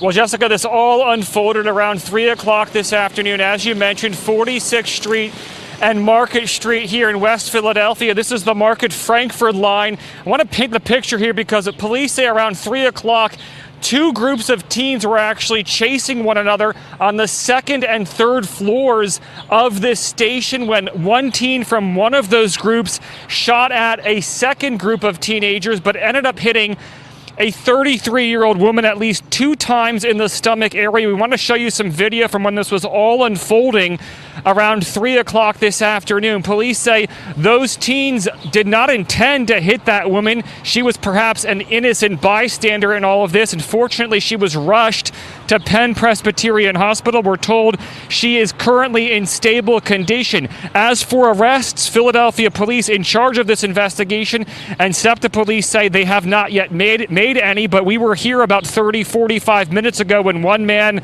was led out of the station in handcuffs and placed into one of the SEPTA police cars that you see here at this scene. We reached out to Chief Nestel with SEPTA police to see if that person was related to this shooting. We have not yet heard back, but once again, a 33-year-old woman who we're told may have just been an innocent bystander standing here on the mezzanine of this train platform waiting for one of the trains to arrive, shot twice in the stomach, rushed to Penn Presbyterian Hospital tonight in stable condition. Police still working to make additional arrests in this case. That is the latest live here in West Philadelphia. I'm Greg Argos, CBS 3 Eyewitness News. Continued updates at CBSPhilly.com. Greg, thank you. News at 6, and we are streaming live on CBSN Philly. Good evening, everyone. I'm Jessica Cartalia. And I'm Yuki Washington. The attacker struck during the 11 a.m. Mass as it was being live streamed on Facebook. Joe Holden is at the Basilica right now with the late-breaking developments. Good evening, Joe. Yuki, good evening. The story has been evolving rapidly over the last few hours. We know that Philadelphia police got a solid tip around 2 this afternoon on a possible identity of that attacker here inside the Basilica from yesterday. They served a search warrant about an hour later, and just within the hour, sources confirmed to me the person believed to be behind this attack has been taken into custody. Her name or possible charges have not yet been disclosed. In custody, police sources confirmed to CBS 3 the woman seen rapid punching a cathedral lector in the face was taken into Central Detectives late Monday afternoon. Her name and possible charges have not been disclosed yet. But for Sarah Contrucci, the victim of the unprovoked attack, she says she'll continue her ministry of reading at the Basilica of Saints Peter and Paul. Everybody was extremely supportive and helpful and concerned, and I almost felt like too much because I didn't want to be a distraction. Contrucci and another reader were exiting the sanctuary on Sunday morning when a woman advanced towards the front of the church. Contrucci said she mumbled something while delivering a pair of punches. Something about respecting God, and I couldn't make out much of anything else. Reached within the hour about police apprehending the suspected attacker, Father Dennis Gill was relieved, but says enhanced security measures will be rolled out. And look forward to, unfortunately, a new level of security here in the Basilica. I say unfortunately because that is just the time in which we're living. And we asked Mayor Jim Kenney's office for comment on this incident. A spokeswoman got back to us, and I quote, "The mayor is disturbed by what appears to be an unprovoked act of violence in the Cathedral Basilica of Saints Peter and Paul during Sunday's service, but it would be inappropriate to comment further as the matter is still being investigated by the police department." Again, the big question, what possible charges will this suspect now face now that she is in police custody? We'll continue to follow the story. We're live outside the Basilica tonight. This is Joe Holden, CBS 3 Eyewitness News. Okay, Joe, thank you for that. Now at noon, police are looking for an armed and dangerous man. Here he is after he allegedly tried to shoot an undercover police officer. Good afternoon, everyone. I'm Jim Donovan. And I'm Janelle Burrell. This is CBS 3 Eyewitness News at noon, now streaming live on CBSN Philly. And we begin this noon with the search for a suspect wanted for the attempted murder of a Philadelphia police narcotics officer yesterday in Nicetown. Eyewitness News reporter Alicia Reed is live at police headquarters this afternoon with new information in the case there. Alicia. That's right, Janelle. Anthony Cromwell is now wanted for attempted murder of a police officer after yesterday's shooting. And we now have a photo of the suspect. Police say the narcotic field unit was investigating a complaint on the 4200 block of Clarissa Street yesterday morning.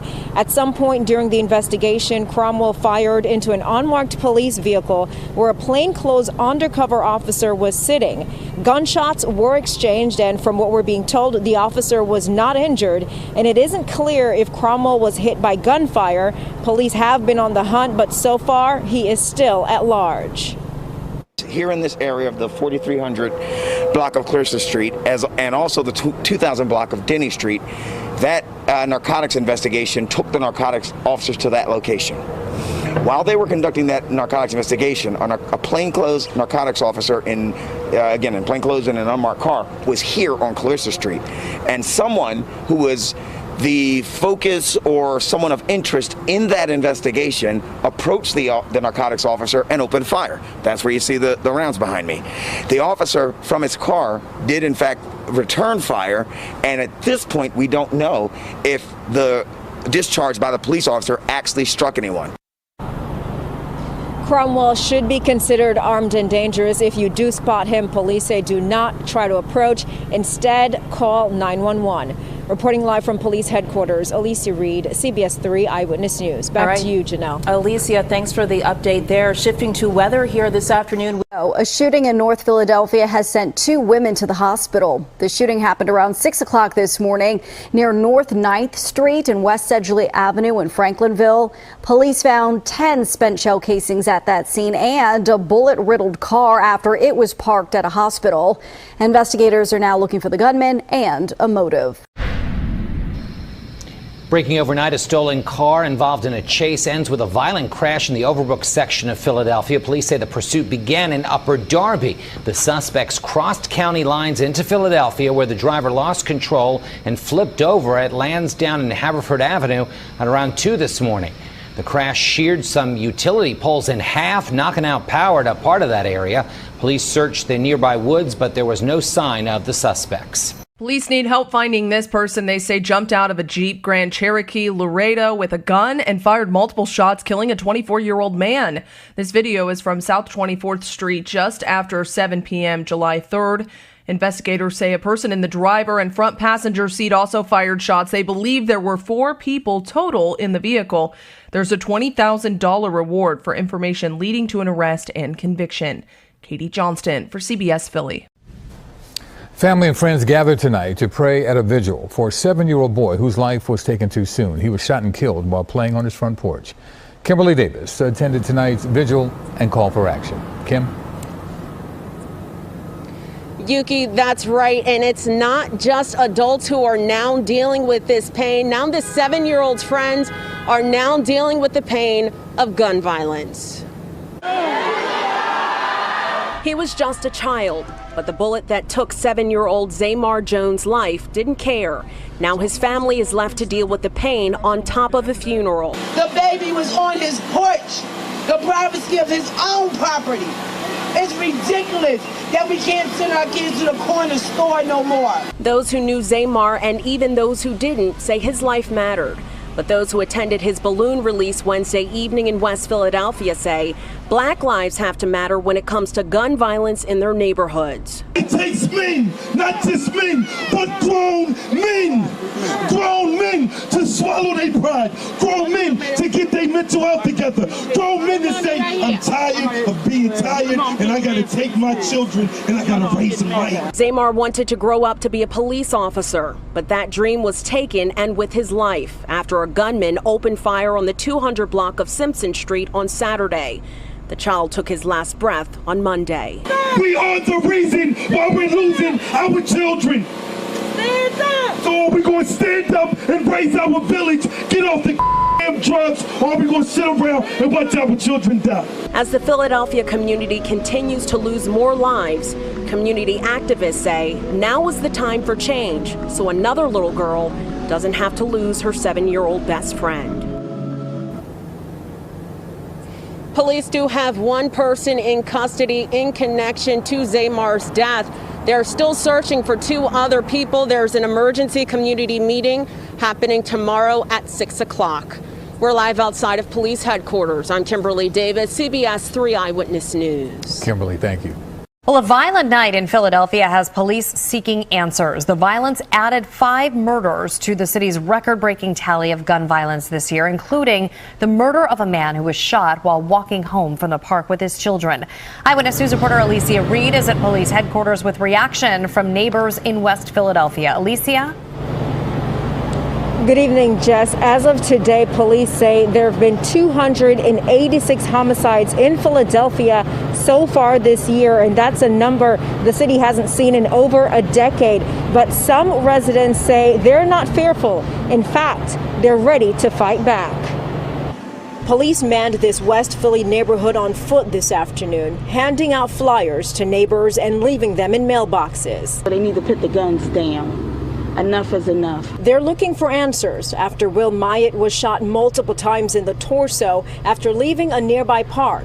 Officials say a suspect in a black mask targeted him. There was absolutely no regard for his 3 or 9-year-old children and their dog. To saw they dead, get shot, and I know it's going to be with them, and it's sad and it's scary. How you feel when a child is 7, 10, 11, got to go to a grave site every birthday to see his father in a grave? Homicides are at more than 34%, with more than 100 children caught in the crosshairs. We telling our kids we can't walk to the store. Change is happening on North Simpson near Ray Street, where 7-year-old Zaymar Jones was shot and killed while playing on his porch.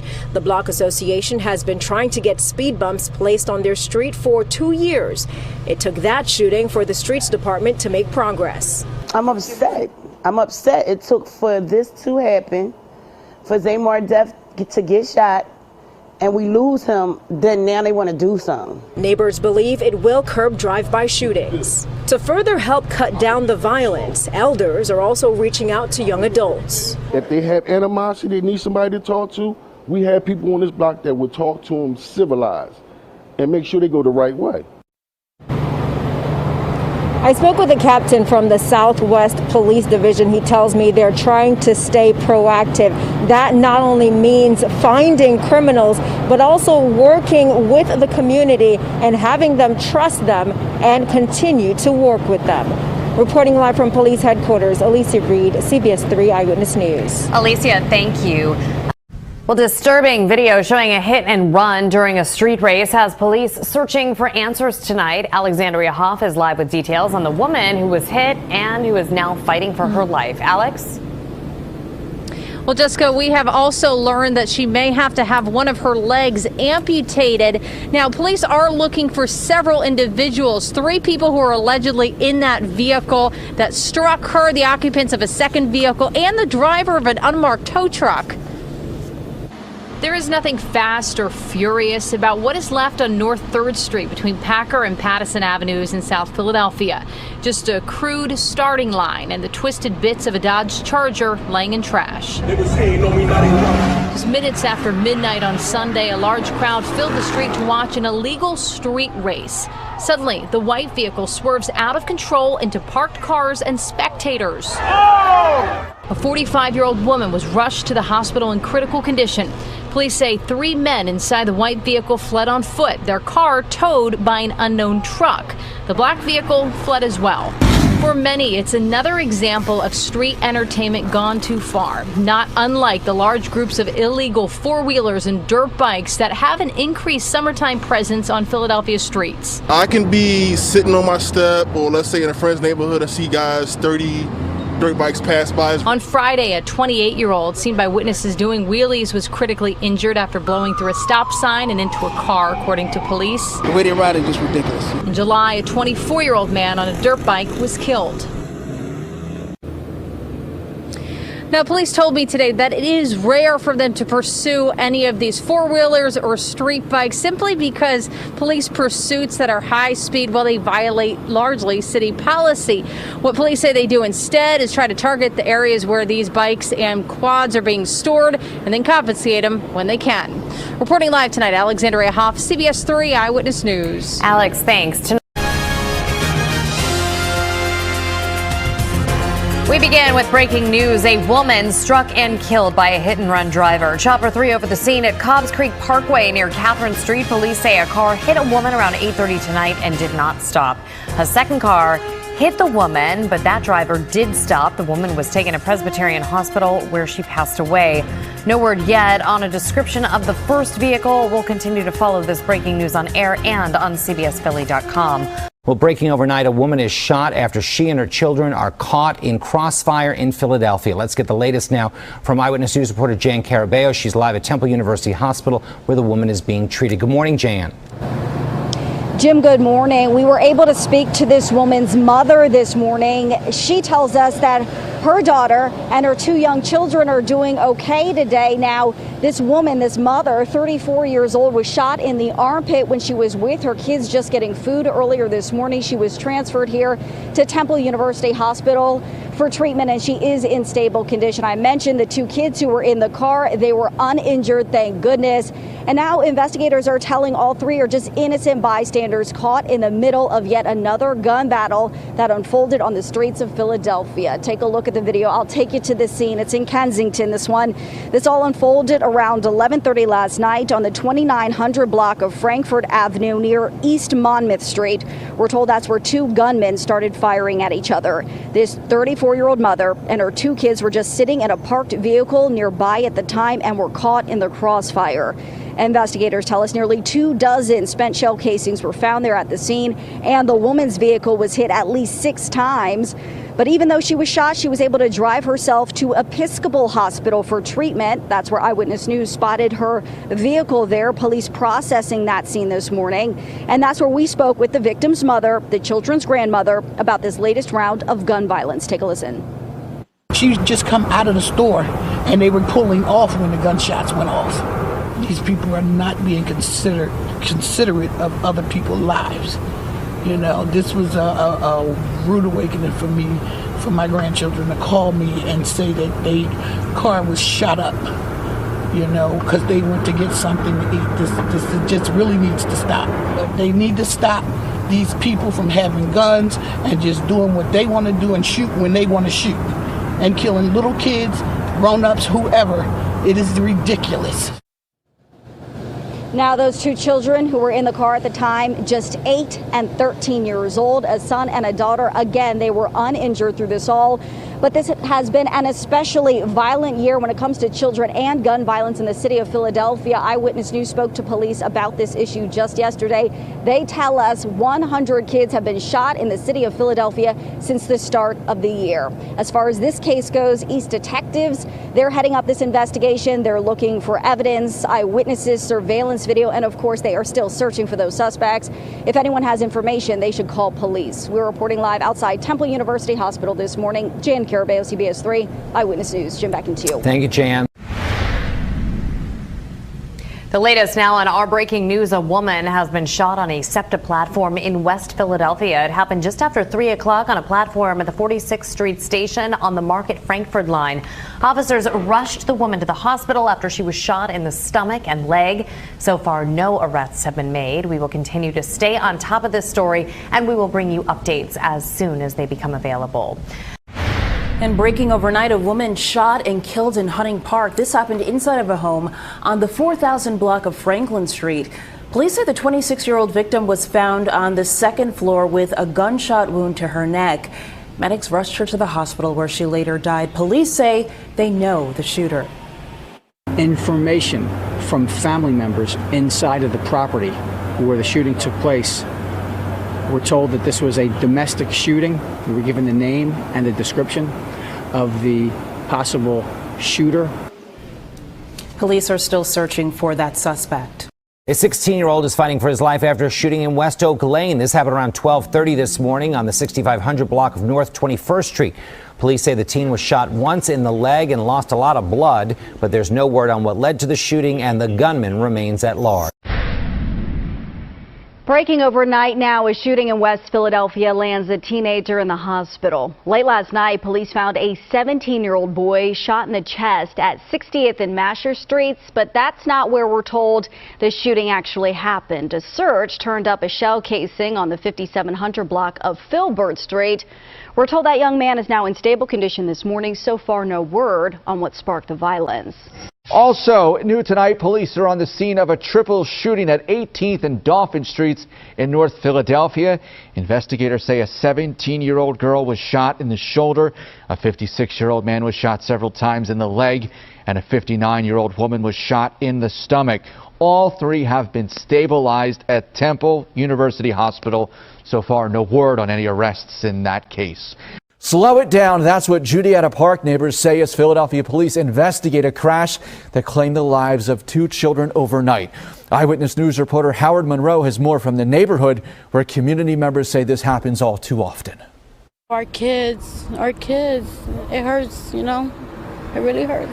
Pain gripping the Juniata Park neighborhood where 2 children were killed in an early morning crash. The crash happened at about 1 a.m. Sunday.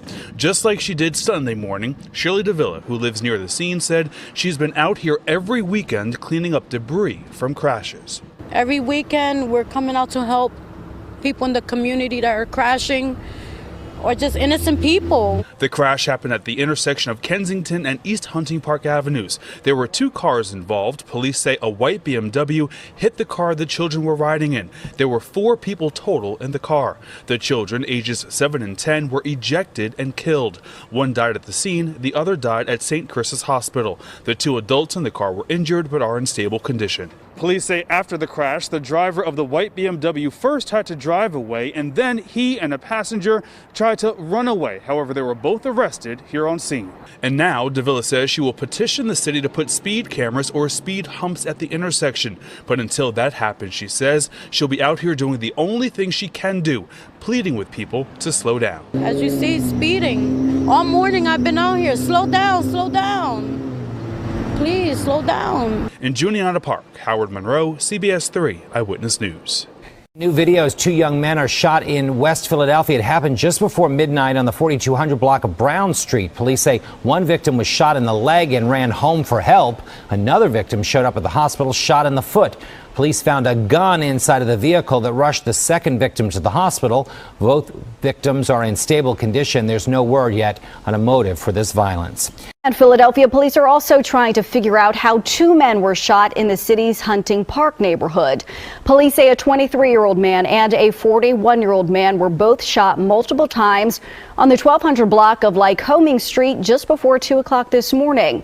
The younger man was discovered at that scene, but the 41-year-old man apparently walked to a McDonald's nearby before workers there called 911. Both victims are now in stable condition.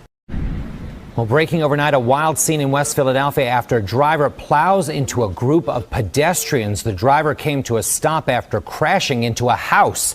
Eyewitness News reporter Jan Carabeo is live at the scene in Mantua at the very latest. Good morning, Jan.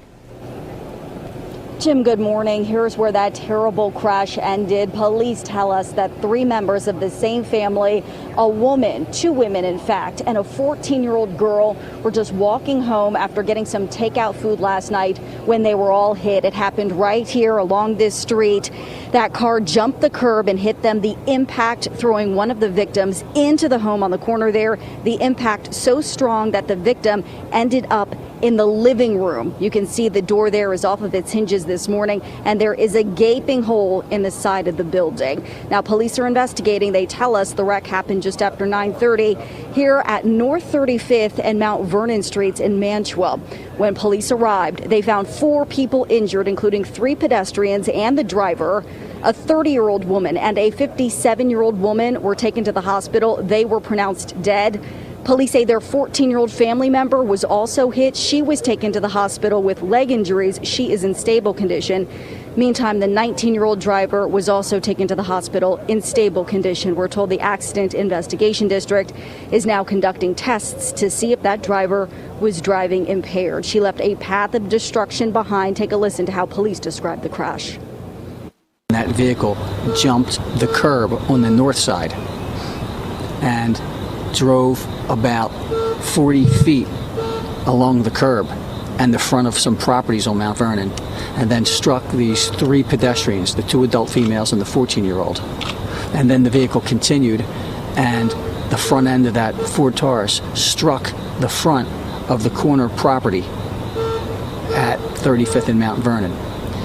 It hit it with such force that it actually damaged the exterior and the bricks of the front of the property.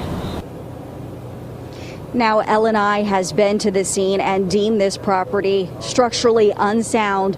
Police say it's a rental property that was empty at the time. Now, there are real-time crime cameras in this area that captured this crash. Again, police are investigating.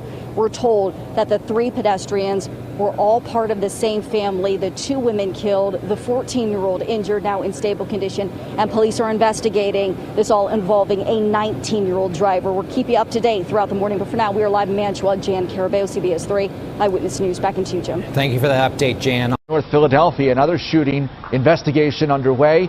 Police say a 24-year-old man was shot in the stomach. It happened around 3 this morning. This in the 800 block of West Sedgley Avenue. The victim has been stabilized in this one as well. No arrests have been made. New tonight, a 38-year-old woman is dead after a motorcycle crash in West Oak Lane. Philadelphia police say the woman was operating that bike on Stenton Avenue at Haynes Street just before 7. We're told a black Land Rover make that turning into a parking lot struck the bike. The woman was pronounced dead at the scene. There's no word yet on if the driver is facing any charges. Now to our top story this half hour. Breaking overnight gunfire on a street corner in Philadelphia's East Germantown neighborhood sent 6 people to the hospital. One of those victims was hit by a stray bullet while he was inside his bed. Eyewitness News reporter Jan Carabeo is live this morning at Einstein Medical Center with the latest on that investigation. Jan. Janelle, good morning. As you mentioned, in all, 6 people were shot near a street corner in East Germantown overnight, including a man who was just sleeping upstairs in his second-floor apartment at the time, hit by a stray bullet. An innocent bystander in all of this. Now, all 6 people were taken here to Einstein Medical Center for treatment. Almost all of them are now in stable condition this morning. However, one man, we're told, is still in critical condition. A lot of gunfire erupted on this street corner right around midnight. We're told by police they found more than 30 spent shell casings there at this scene. And if you take a look at the video, you can see how much work police had to do at the scene collecting evidence. They have now cleaned up and moved out, but they're processing a lot of information.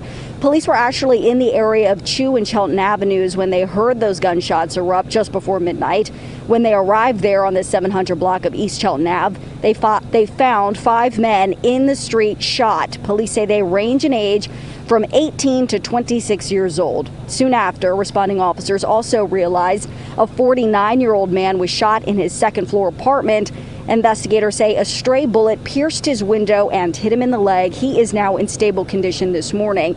So are 4 of the other victims. But again, we're told a 23-year-old man who was shot in the chest is now in critical condition. Meantime, police are looking for the people responsible for this latest round of gun violence.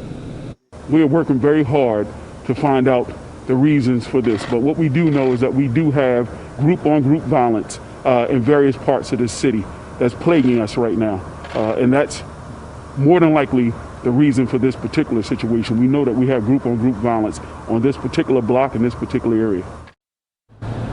But the exact motive is still unclear. Police are looking for suspects. They believe 1 or 2 men at least involved in this overnight violence. And happening today, they will be reviewing surveillance video and speaking with eyewitnesses. Of course, anyone with information should step up and step forward and speak to police. We're reporting live outside Einstein Medical Center. Jan Carabeo, CBS 3 Eyewitness News. Janelle, back into you. All right, Jan, thank you for the update. We're learning more about the 35-year-old man who was killed in a violent crash yesterday in Overbrook Park. Onlookers rushed to try to get the trapped driver out and tend to injure children at the same time, all while a woman involved in the wreckage left the scene. Alexandria Hall joins us to update the search for that woman and has more about the Winfield man who lost his life. Alex? Well, Yuki, police have actually determined tonight that the driver who fled the scene on foot is a juvenile. So we will not be learning much more in terms of their identity. But as for the man who was killed in that deadly crash, we did learn more about him. The origin of this deadly Overbrook Park crash at first seems straightforward. One car tried to pass the other car, and the other car wouldn't let that car pass, T-boned it, and slammed it right into those cars. What resulted Tuesday afternoon at the intersection of Haverford Avenue and Rhodes Street was far more chaotic. Surveillance video showed neighbors rushing in to help. 6 people total, including a 5-year-old boy, were taken to the hospital. Another girl got out the car that crashed into the other one and took her child and ran down the street. She just stepped out. According to police, the driver of the Ford, found on Wednesday to be a female juvenile, fled the scene on foot. The driver of the silver Honda 35-year-old Chad Gray died on scene. He was a proud Jamaican, and you could tell by his accent, and always happy and upbeat, just a good guy. If Wendell Holland looks familiar, he is the season 36 winner of the CBS series Survivor. He's also a local furniture designer. He and a friend shared shop space with Gray. Holland said he saw Gray just this week. He's been fixing this car up, and we've seen it go from messed up to this beautiful thing that he took so much pride in. So when this surveillance video showed that same silver Honda, his heart sank. It looked like he was going around a car, and obviously that's not something you're supposed to do. But another thing that I think you're not supposed to do is, even if you're merging or at any point, if someone's trying to go around you, you don't speed up. Now, Wendell also added that Gray was a proud father to children as well. And as for this juvenile who walked away from this scene, it is unclear right now what, if any, charges that they could be facing in all of this. Reporting live from police headquarters, Alexandria Hoff, CBS 3 Eyewitness News. Alex, thanks. Breaking overnight now, police are investigating after 3 people are found dead in West Philadelphia. The disturbing discovery was made at the Stephen Smith Towers on the 1000 block of Belmont Avenue last night. Police suspect the victims may have died from a drug overdose. There is no word yet on the victims' identities. Philadelphia police are investigating after 3 people were found dead inside a Belmont apartment. The suspected cause, an apparent drug overdose. Police responded around 8:30 last night to the Stephen Smith Towers on Belmont Avenue. It's not known how all 3 individuals are related. People tell Eyewitness News the building is a home for senior citizens and that 2 of those overdose victims lived there. I was surprised when I came home this evening to see so much police activity. And when I walked into the building and found out that 3 people in this building were dead in the same apartment, I was flabbergasted. Philadelphia police and the medical examiner's office continue to investigate how this happened. Nicetown, Tioga police continue to search for the person who shot a man late this afternoon.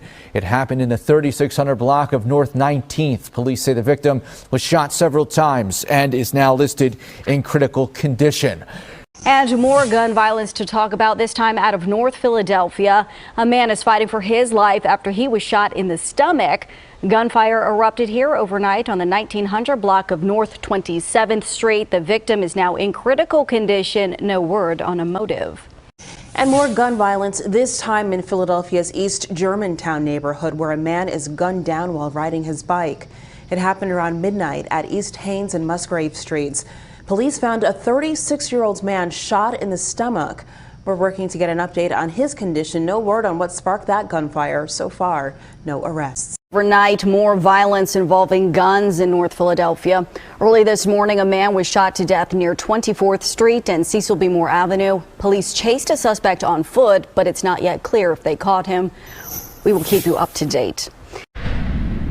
And we've been following breaking news overnight. Police say a young man may have been shot to death over a cell phone in North Philadelphia. This happened around 1 o'clock this morning on the 2300 block of Edgeley Street. Police say they found the victim bleeding heavily and unresponsive. He was rushed to the hospital where he later died.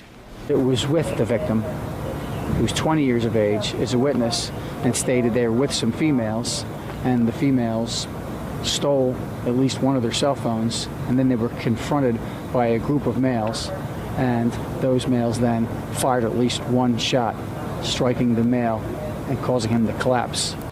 Police have not made any arrests in that case. Also breaking overnight, police are investigating a deadly shooting in Mayfair. This happened around 3:30 this morning on the 3000 block of Glenview Street. Police say the 24-year-old victim was shot multiple times and was pronounced dead on the scene. Investigators believe the shooting was drug-related. 4 men wearing ski masks were seen running away from the house. Innocent bystander is recovering this afternoon after he was struck by a stray bullet in his bed in his second-floor apartment. This all happened during a shootout in East Germantown overnight. 5 other people were also shot. Our Jen Carbeo has more. Police returned to Chew and Chelton Avenues in East Germantown this morning as they continue to investigate the latest shooting in the city of Philadelphia. This time, 6 people shot, including an innocent bystander, hit by a stray bullet while trying to sleep in this second-floor apartment. The gunman sprayed the entire area. More than 30 spent shell casings were found at the scene. Innocent people are getting shot for no reason. Robert Holman is well known here, born and raised in the neighborhood, but he has never seen the violence this out of control. I'm afraid for my grandkids and my children. I'm afraid for the children in the neighborhood. You know, sometimes I'll be afraid for myself when I'm coming home. You'll never know when a bullet is going to come out. Investigators tell Eyewitness News police are always at this intersection, and they were nearby overnight when the gunfire erupted just before midnight.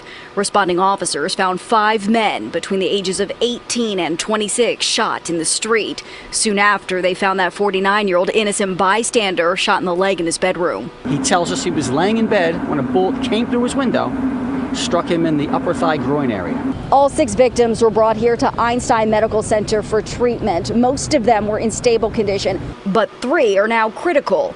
Meantime, as police search for the gunman, investigators say they do have an idea about what led to the violence. We know that we have group-on-group violence on this particular block in this particular area. Neighbors here say it's time to put that aside. Thou shalt not kill went out the window, right? So what happened? I'm trying to go to heaven, so that's not the way to go to heaven. At the end of the day, you ruin your life and also you ruin other people's lives. Instead, build a better community together. In East Germantown, Jan Carabeo, CBS 3 Eyewitness News. Shocking accusations. Police capture a suspect they say tried to rape a woman in front of her children. Eyewitness News reporter Alicia Reed is at the scene with the latest on this developing story. Alicia? Yuki, this was a brazen act that happened in broad daylight. Thankfully, with help from the community, the SVU now has that suspect in custody. An altercation no woman ever wants to encounter. The suspect approached her and demanded sex from her by stating, "We're going to have sex." 2 times she refused, telling him no. At that point in time, the suspect approached her, pushed her to the ground, and attempted to unbuckle her belt and pull her pants down. Police say the victim had just picked up her 2 children from daycare on Monday. One 13 months, the other 3 years old, when the perpetrator approached her on the 8000 block of Craig Street. It just seems everything's just getting crazier and crazier out here. The 27-year-old fought the culprit off as best she could while he tried forcing himself on her. With no regard for the woman's baby or toddler, the suspect then stole her cell phone and ran off. She actually was trying to get the phone out while she was struggling with him to call the police. Police were able to retrieve surveillance video from nearby homes and businesses of the frightening attempted sexual assault and robbery. By Wednesday, they tracked the culprit down. We've been working for the last several years to try and combat a lot of that type of activity around here with more coordinated neighborhood watch and just better communication between the police district and the residents around here. And it's really a shame to see sort of, everything get kicked back every time this happens. Now that the suspect is behind bars, the Special Victims Unit will be completing the investigation. Formal charges are pending. Reporting live from Holmesburg, Alicia Reed, CBS 3 Eyewitness News. Alicia, thank you. New tonight, a shooting in East Germantown sends a woman and a man to the hospital. Chopper 3 over Germantown Avenue and Worcester Street. Police say that a woman was shot in the neck and a man was shot in the hip around 8:30. Both are in stable conditions. There are no arrests.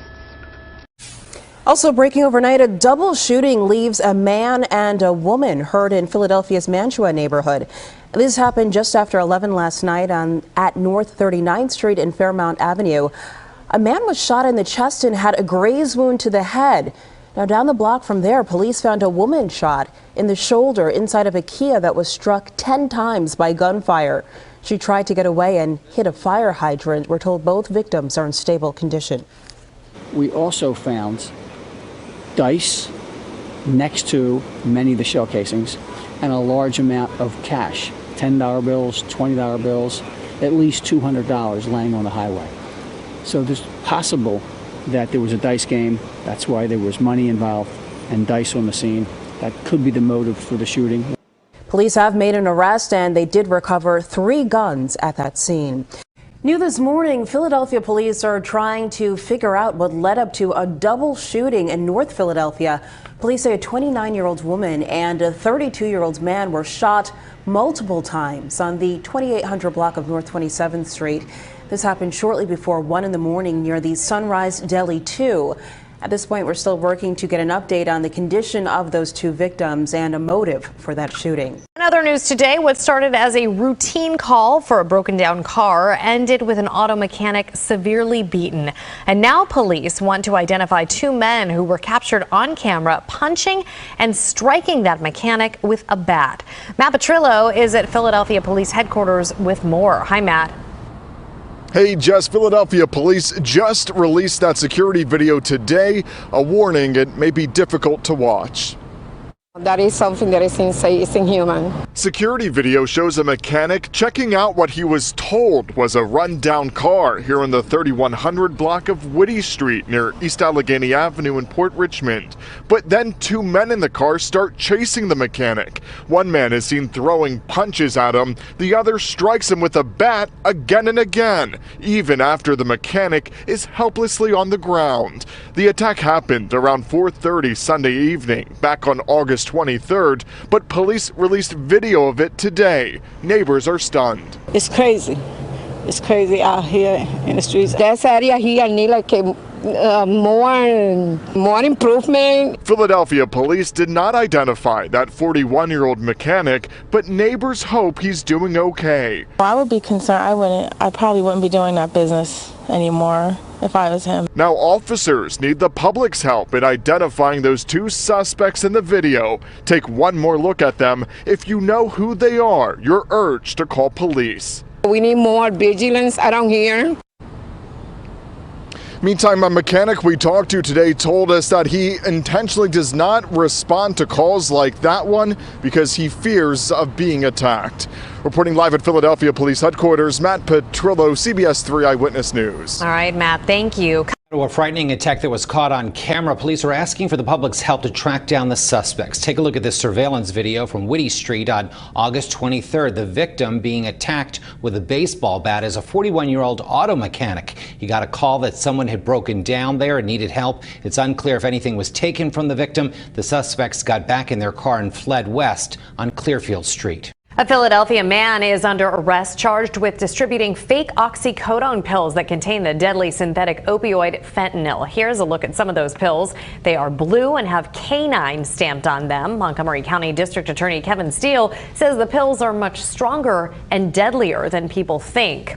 33-year-old Leon Wright is charged with selling those pills. Investigators say that he was seen selling them on Village Drive in King of Prussia. He was allegedly operating out of a home on South Goddard Drive in Upper Marion. Wright is now in jail. Police are checking surveillance video to track down the gunman they say killed two teenagers and wounded two others. As Eyewitness News reporter Jan Carabeo tells us, this latest act of violence has angered neighbors and the police commissioner.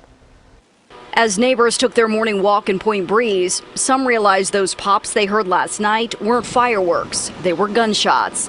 Dorian Deshani lives just a couple of blocks away from the latest round of violence to unfold on Philly city streets. It's horrible. You never know, like if it's a firework or if it's a shooting. It's a rough time for everyone, right? You know, like no jobs, no stuff. Shots erupted on the 1800 block of Moore Street just after 8 o'clock last night. When the smoke cleared, 4 teenagers were shot. 2 of the teens, both 17-year-old boys, were killed. Police have identified them as Jaheim Lamar and Jacques McFadden. Another 17-year-old and an 18-year-old man were also injured. Those victims are now in stable condition. All that remains today is a little police tape and some chalk on the sidewalk, but they are reminders of what happened here yesterday. Neighbors here tell me they're angry and fed up with this senseless violence, and so is Police Commissioner Danielle Outlaw. We can't sense or express enough our sense of outrage that we have about this. I'm quite frankly, it's rare, but I'm at a loss for words for it. Outlaw says this cycle of violence will take help from everyone in the community to break. We've been out here on the ground communicating with these young folks, and we've asked them, what is it? I mean, the sense of hopelessness and despair, you can hear it. But right now, today, in the moment, we need folks that are willing to step up and recognize that there are some gaps that need to be filled, whether it's, familial gaps, stepping in not only as a mentor, but just an ear to listen without judgment. Meantime, police are searching for suspects, and investigators are reviewing surveillance video found in the neighborhood. In Point Breeze, Jan Carabeo, CBS 3 Eyewitness News. Breaking news overnight. Philadelphia police are investigating the stabbing death of a cab driver in Juniata Park. Eyewitness News reporter Howard Monroe is live at police headquarters with the very latest. Good morning, Howard. Good morning to you, Jim. Now, some of the details here are graphic. However, police found the driver of that cab dead in the roadway just after 12:30 this morning. Now, that crash happened this morning in Juniata Park on the 4400 block of I Street. That's near the intersection of Ramona Avenue. He was lying face down in the street with a 3-inch long stab wound to his neck. He was driving a Toyota Camry, and when cops got there, the airbags were deployed. Police say inside the car, there's a lot of blood and cash. Police say after he was stabbed and crashed the car, the driver attempted to get out, and as of right now, they're investigating this as a robbery. And there's a blood trail from that cab that leads about 200 feet south on I Street in the 4400 block, and that's where we found the victim at the end of the blood trail, laying face down on the highway, and that's where he was pronounced dead. Now, police say a witness did see several men get out of that car and run away. Police are now interviewing that witness. However, as of right now, no one has been arrested. Live outside of police headquarters, Howard Monroe, CBS 3 Eyewitness News. Thank you, Howard. A man is in critical condition after a shooting in Philadelphia's Strawberry Mansion neighborhood. This shooting happened around 1:30 this morning on the 3000 block of Lehigh Avenue. A 22-year-old man was shot in the back. So far, no arrests. We're following breaking news right now out of King Sessing, where a 19-year-old male has been shot and killed tonight. Investigators say the victim was found by his friend in a second-floor bedroom with a gunshot wound to his head. He was pronounced dead just before 8:30 tonight on the 2000 block of Fraser Street. There are no arrests yet. The investigation is ongoing. Overnight gun violence, this time in southwest Philadelphia. 2 men were shot around 11:30 last night on the 6000 block of Reinhardt Street. Police found a 26-year-old man shot in the back, and a 25-year-old man showed up at the hospital with a gunshot wound to his leg. Both men are in stable condition. So far, no arrests have been made.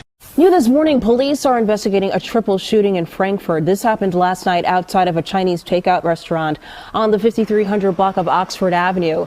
Police say 2 of the victims, ages 23 and 26, are in stable condition. Another man was also injured, but his condition is unknown at this time. Tonight, 4 people are shot in Philadelphia's East Germantown neighborhood. It happened on the 5500 block of Chew Avenue around 9:30.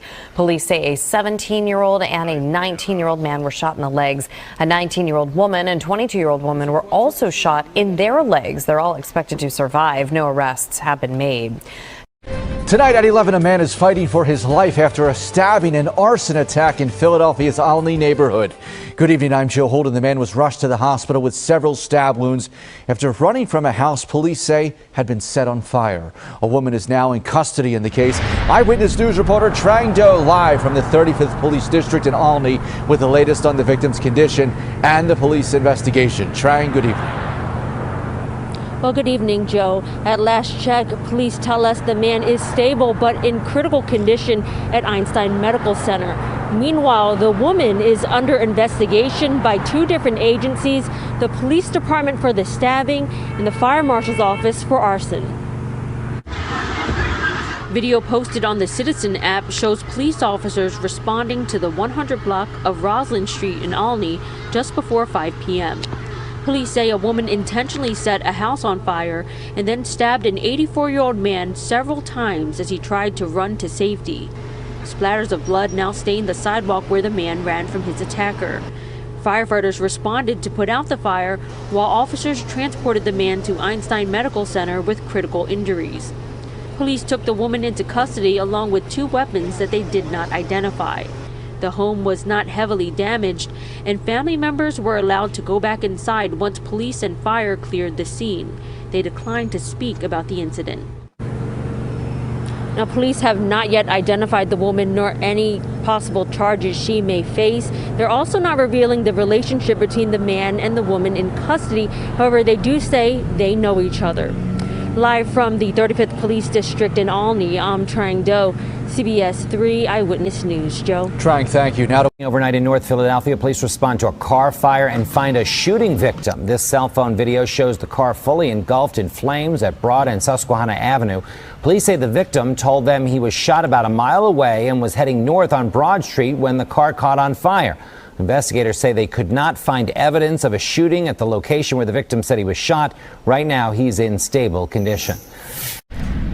So breaking overnight, another Philadelphia police car is set on fire. This time it happened in South Philadelphia. The call came in around 3 o'clock this morning, right outside of the 3rd Police District at 11th and Wharton Streets. You can see the damage is mostly in the Wheelwell area. You may recall last month someone set fire to 4 police cars at multiple locations. In all of the cases, including this morning's situation here, the suspect got away on a bicycle. And a gun battle in North Philadelphia comes to a deadly end. Police say 2 men began shooting at each other just before 2 o'clock this morning on the 2700 block of West Montgomery Avenue. One of those men was driving a car at the time. Investigators say that man was hit by a bullet and then crashed his car into this house. He died at the scene. Police say the other man was also hit and is now in critical condition. Thank you, Stephanie. Developing right now, an arrest is made in a deadly crash that killed 2 children over the weekend. Philadelphia police arrested Alamami Sisse. The crash happened early yesterday morning at the intersection of Kensington and East Hunting Park Avenues. 2 cars were involved. Police say a white BMW hit the car the children were riding in. 4 people were in that car. The children, ages 7 and 10, were ejected and killed. The 2 adults survived. A 30-year-old man is also in critical condition after a shooting overnight in Ogon section of Philadelphia. Police say they found the victim in his car parked along the 1600 block of Chew Street. He'd been shot in the chest. Police say the victim does live in the area. It's not known if he was targeted. Right now, police are looking to gather surveillance footage for more information. We begin tonight with a hit-and-run crash that left 1 person dead and 6 others injured. I'm Yuki Washington. And I'm Jessica Cartalia. We are now seeing surveillance video of that crash and the chaotic moments that followed. People in the community running out to the scene trying to help before emergency crews arrived. Alexandria Hoff is outside of police headquarters where the search for one of those drivers involved continues tonight. Alex? Yeah, Jessica, Yuki, after seeing that wreckage, it's hard to picture anybody walking away from that scene uninjured, nevertheless fleeing on foot. But police say they are looking for the driver of one of 2 vehicles involved in this crash.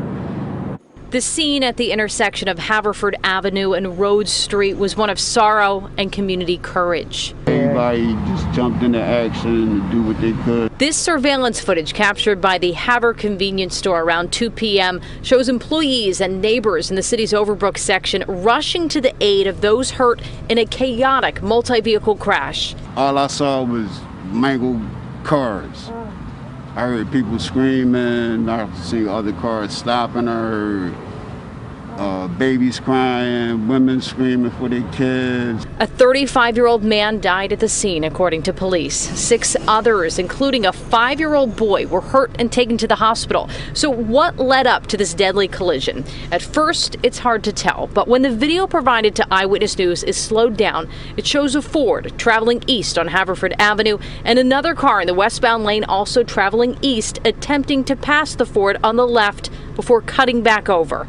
According to police, the driver of the Ford then fled the scene on foot as the community ran out of their homes and businesses to help in any way they could. All the nonsense and mayhem that's going on in the city, I could say that this community and neighbors just pulled together as a unit to try to do what they could. If you have information on the driver of that Ford, please contact police.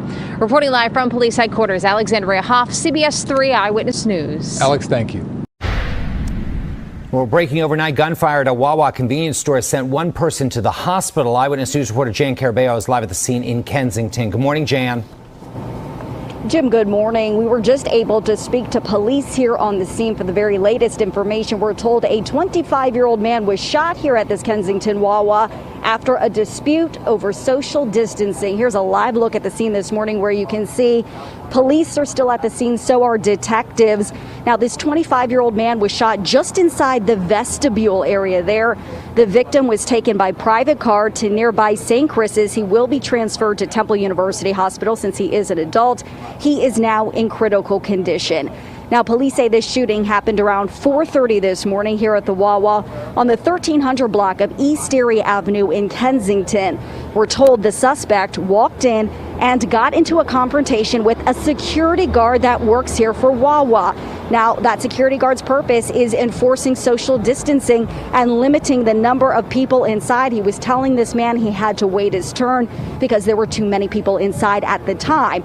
Well, then another security guard who does not work for Wawa stepped in. He just happened to be at this store picking up some items. He saw the confrontation, went to help. The argument then spilled into the vestibule area where the 25-year-old security guard who doesn't work for Wawa was shot once in the chest. When police arrived, they found ballistic evidence here, but no victim. It turns out that the victim was taken to St. Chris's again in a private automobile, now in critical condition. Take a listen to Chief Inspector Scott Small bringing us up to date on this investigation. I don't know if the suspect forced his way into the store. The suspect at one time was in the store, and when that suspect was struggling with the security guard, who's not assigned, who does not work here, they had a physical altercation which spilled out into the vestibule area, not outside, into the vestibule area, which is a very small area, but it's still inside the store. So all three were inside the store and then it spilled into the vestibule? Yeah, I believe when the shooting took place, it was the shooter and the security guard who does not work here, the one who got shot. So this investigation is just now getting underway, of course, happening at 4:30, only 6 o'clock in the morning. Still a lot is unclear, namely what exactly started the confrontation, but police do believe it was simply over social distancing here. We're working to get you more information about this suspect. But again, with a place like Wawa, a store like Wawa, there are a lot of security cameras inside. But for now, we're live in Kensington. Jan Carabeo, CBS 3 Eyewitness News, back into you. Thank you, Jan. Also in the Northeast, an apparent home invasion ends with a man shot to death in his living room. Investigators think they know the motive. Eyewitness News reporter Jan Carabeo is live in Ronhurst to bring us up to date. Good morning, Jan. Jim, good morning. Police are investigating this as a possible home invasion and robbery. Now, at this point, they say it does not appear there was forced entry into this home. However, once police made their way inside, they found a lot of cash and jewelry around the victim's body. That victim, we're told this morning, a 21-year-old man who was shot a number of times inside of this Ronhurst home. He was taken to the hospital for treatment, but was pronounced dead there, overseen right around midnight overnight. Now, police have been out here all morning long investigating for hours. Officers were first called here to the 1200 block of Fuller Street around 11:30 last night. That's when they found a 21-year-old man shot in his chest and neck. Police say he was lying on his living room couch when they found him, and they believe the shooting happened right there in the living room, since investigators also found 6 spent shell casings nearby. Now, the motive for this attack is still unclear, but police are working with evidence they've recovered from this scene, including all that cash and jewelry. Police also found some clues upstairs and on the front lawn. Take a listen. The second floor front bedroom, you could see that the window blinds were pushed out. They're damaged. It appears as if someone may have exited from that second floor front bedroom and jumped onto the front lawn, because there is some disturbance on the front lawn. There's a light that's knocked over.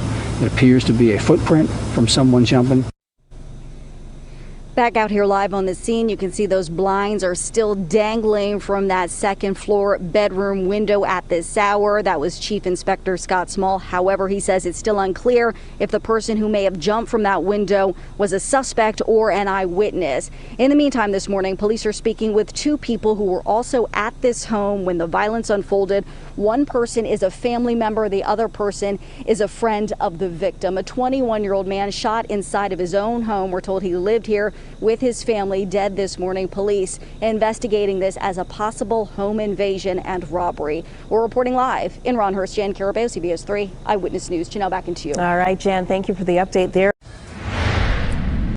We begin tonight with breaking news. 2 teenagers are dead and 2 others injured in a quadruple shooting in Point Breeze. Gunfire was heard on the 1800 block of Moore Street just after 8 o'clock tonight. Investigators say the teenagers who died were both 17 years old and they were both shot multiple times. A third 17-year-old was shot in the arm and an 18-year-old was shot in the ankle. Both are listed in stable condition at Methodist Hospital. Commissioner Danielle Outlaw spoke moments ago about the violence claiming young lives. There's just so much going on and so much that they're dealing with at younger and younger ages. And now for their lives to be gone and to be completely erased is beyond, I'm quite frankly, it's rare, but I'm at a loss for words for it. No one has been arrested thus far, but the commissioner also says that they are reviewing surveillance video. Well, breaking overnight, a barricade situation in Philadelphia. This is a live look at the scene on the 3900 block of Dell Street. This is in Hunting Park. Police were called to this location around 2 this morning. A man inside the house is refusing to come out. It's unknown what led to the standoff or if anyone else is inside the home with him. SWAT officers are on the scene. We'll continue to follow the story and bring you the very latest in this newscast. And the search continues for another gunman, this time in North Philadelphia. A 20-year-old man was shot around 2 o'clock this morning at the corner of Broad Street and Olney Avenue. He's now undergoing treatment after being shot in the thigh. Police also found a car with bullet holes near that scene. The search now on for the gunman who shot and killed a 22-year-old man in North Philadelphia. It happened in the 1000 block of West Arizona Street just before 11 o'clock this morning. Detectives say the gunman was wearing a gray hoodie. He was last seen running down Arizona towards 11th Street. There's no word on what led to this shooting. Man is dead. 6 others are injured after a crash involving multiple cars in Overbrook Park. It happened yesterday on Haverford Avenue, where onlookers rushed to the scene to help the victims. Joe Holden joins us with the latest on the investigation as police search for a woman who fled the scene. Joe? Jessica, it was a violent crash in a lot of businesses, a daycare, some food stores right here along Haverford Avenue. We're told 2 cars were essentially in a race at one. The other one tried its best to get around. That did not work. It ended horribly. And as you mentioned, lots of people coming to the aid of those who were hurt. Heart-pounding moments on a Haverford Avenue sidewalk as people rushed to help half a dozen injured following a violent multi-car collision. I heard it coming down the street and it was like, whoa! And I said, whoever's driving that car, they're going to have an accident. Eyewitnesses say the driver of one car tried to race around another here at the intersection of roads in Haverford. One lost control, plowing into parked cars, including one owned by a worker at this nearby daycare. Going to the rent-a-car place to get another vehicle is nothing compared to what their family has to deal with. And yeah, I'm just grateful to have another day. 6 people were hurt, including children. A 35-year-old man identified as Chad Gray was killed. We're told he lived in Winfield Heights. Witnesses say it appeared he was killed instantly. It was just devastating to watch it. We were actually inside and looking out, and it was just like, this is not real. Police are searching for a woman involved in the multi-car wreck. Eyewitnesses say she handed her children over to some people at the scene and then left. If she would have put on brakes or stayed here, she probably would have not been in trouble. But she got out the car and walked down the street deliberately, leaving the scene of the crime in front of a bunch of witnesses. So she's in trouble. Yeah, and at last check, police still pursuing that woman to try and piece together her role in all of this. We are told she is the other driver. At this point right now, we have been pressing Philadelphia police all day for an update. Our requests for further information, of course, including statuses of those who were hurt right now, have not been returned from the department's Office of Public Affairs. Reporting live in Overbrook Park, I'm Joe Holden, CBS 3 Eyewitness News. All right, Joe, appreciate it. Thank you. And following breaking news overnight, several bullets fired into a house, forcing a family inside to take cover. This shooting happening just after 1 o'clock this morning on the 3100 block of West Montgomery Avenue. That's in Philadelphia's Strawberry Mansion section. One bullet hit a 22-year-old woman in the leg, but police say this situation could have been a lot worse. Although we had one victim in the house, We're very lucky because there were 15 people total in that house between the ages of 8 months old and 44 years old. The injured woman was taken to the hospital in stable condition. Police say at least 12 shots were fired and they believe someone in that home was targeted. Philadelphia police need help finding this person they say fired multiple shots along Williams Avenue, killing a 32-year-old man. Surveillance video from July 31st shows the suspect shooting at a black SUV, which then crashes into a parked vehicle. The person shoots a few more times directly into the vehicle, then takes off southbound on Mount Pheasant. There is a $20,000 reward for any information leading to an arrest. Anybody with information is asked to call Philadelphia police. Katie Johnston for CBS Philly. An update now on the shooting at a Kensington Wawa that stemmed from an argument over social distancing. A 22-year-old is now in custody and facing charges of attempted murder. We first told you about this story yesterday after a 25-year-old man was shot in the chest here at the East Erie Avenue convenience store. Police say when the shooter tried to enter the Wawa, a security guard told him to wait, and that's when heated words were exchanged. The victim intervened, stepping in to help, then was shot. We're told the shooting victim is still fighting for his life at a nearby hospital. Police haven't released identities of the shooter or the victim. Vigil tonight to honor a 40-year-old woman who was shot and killed on a street in Brewery Town. The woman's distraught family is pleading for someone to come forward with information as investigators continue to search for her killer. Kimberly Davis is live at police headquarters with the latest on the investigation. Kimberly? Jess, that's right, and police are still searching for the victim's killer as the victim's loved ones continue to mourn this tragic loss. We're told she was expected to be wed this coming Monday. I'm hurt. I don't know what to do. They took my mother from me. A daughter left without her mother, a fiance who never got the chance to walk down the aisle. 40-year-old Melanie Ray was shot and killed last Thursday on the 1400 block of North Edding Street. Please, call the cops. Please, turn them in. Put away. Please. Thursday night, Mel's loved ones gathered on the 1700 block of South Conestoga Street to remember her. She was highly aggressive, but you would never find nobody like her. As more lives continue to be cut short, Philadelphia Cure Violence is doing its part to try to curb the senseless gun violence. These dudes running around here killing our babies and our women. Right? What do that say about us? What do that say about us? Mel's family continues to grieve as the killer still walks the streets. Those who loved Mel say they just want one thing. I need justice for Melanie Ray, for my mom. If you have any information about the killing of Mel, her family is urging you to contact police. A $20,000 reward is being offered for information that leads to an arrest and conviction. We're live outside of police headquarters. I'm Kimberly Davis, CBS 3 Eyewitness News. Kimberly, thank you. Well, like so many other this summer, the weekend is already off to a violent start here in the city of Philadelphia. Police are searching for the shooter who opened fire on a woman in West Philadelphia.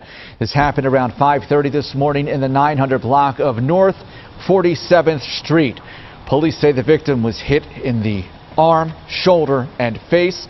Police rushed her to Penn Presbyterian. She is listed in critical condition.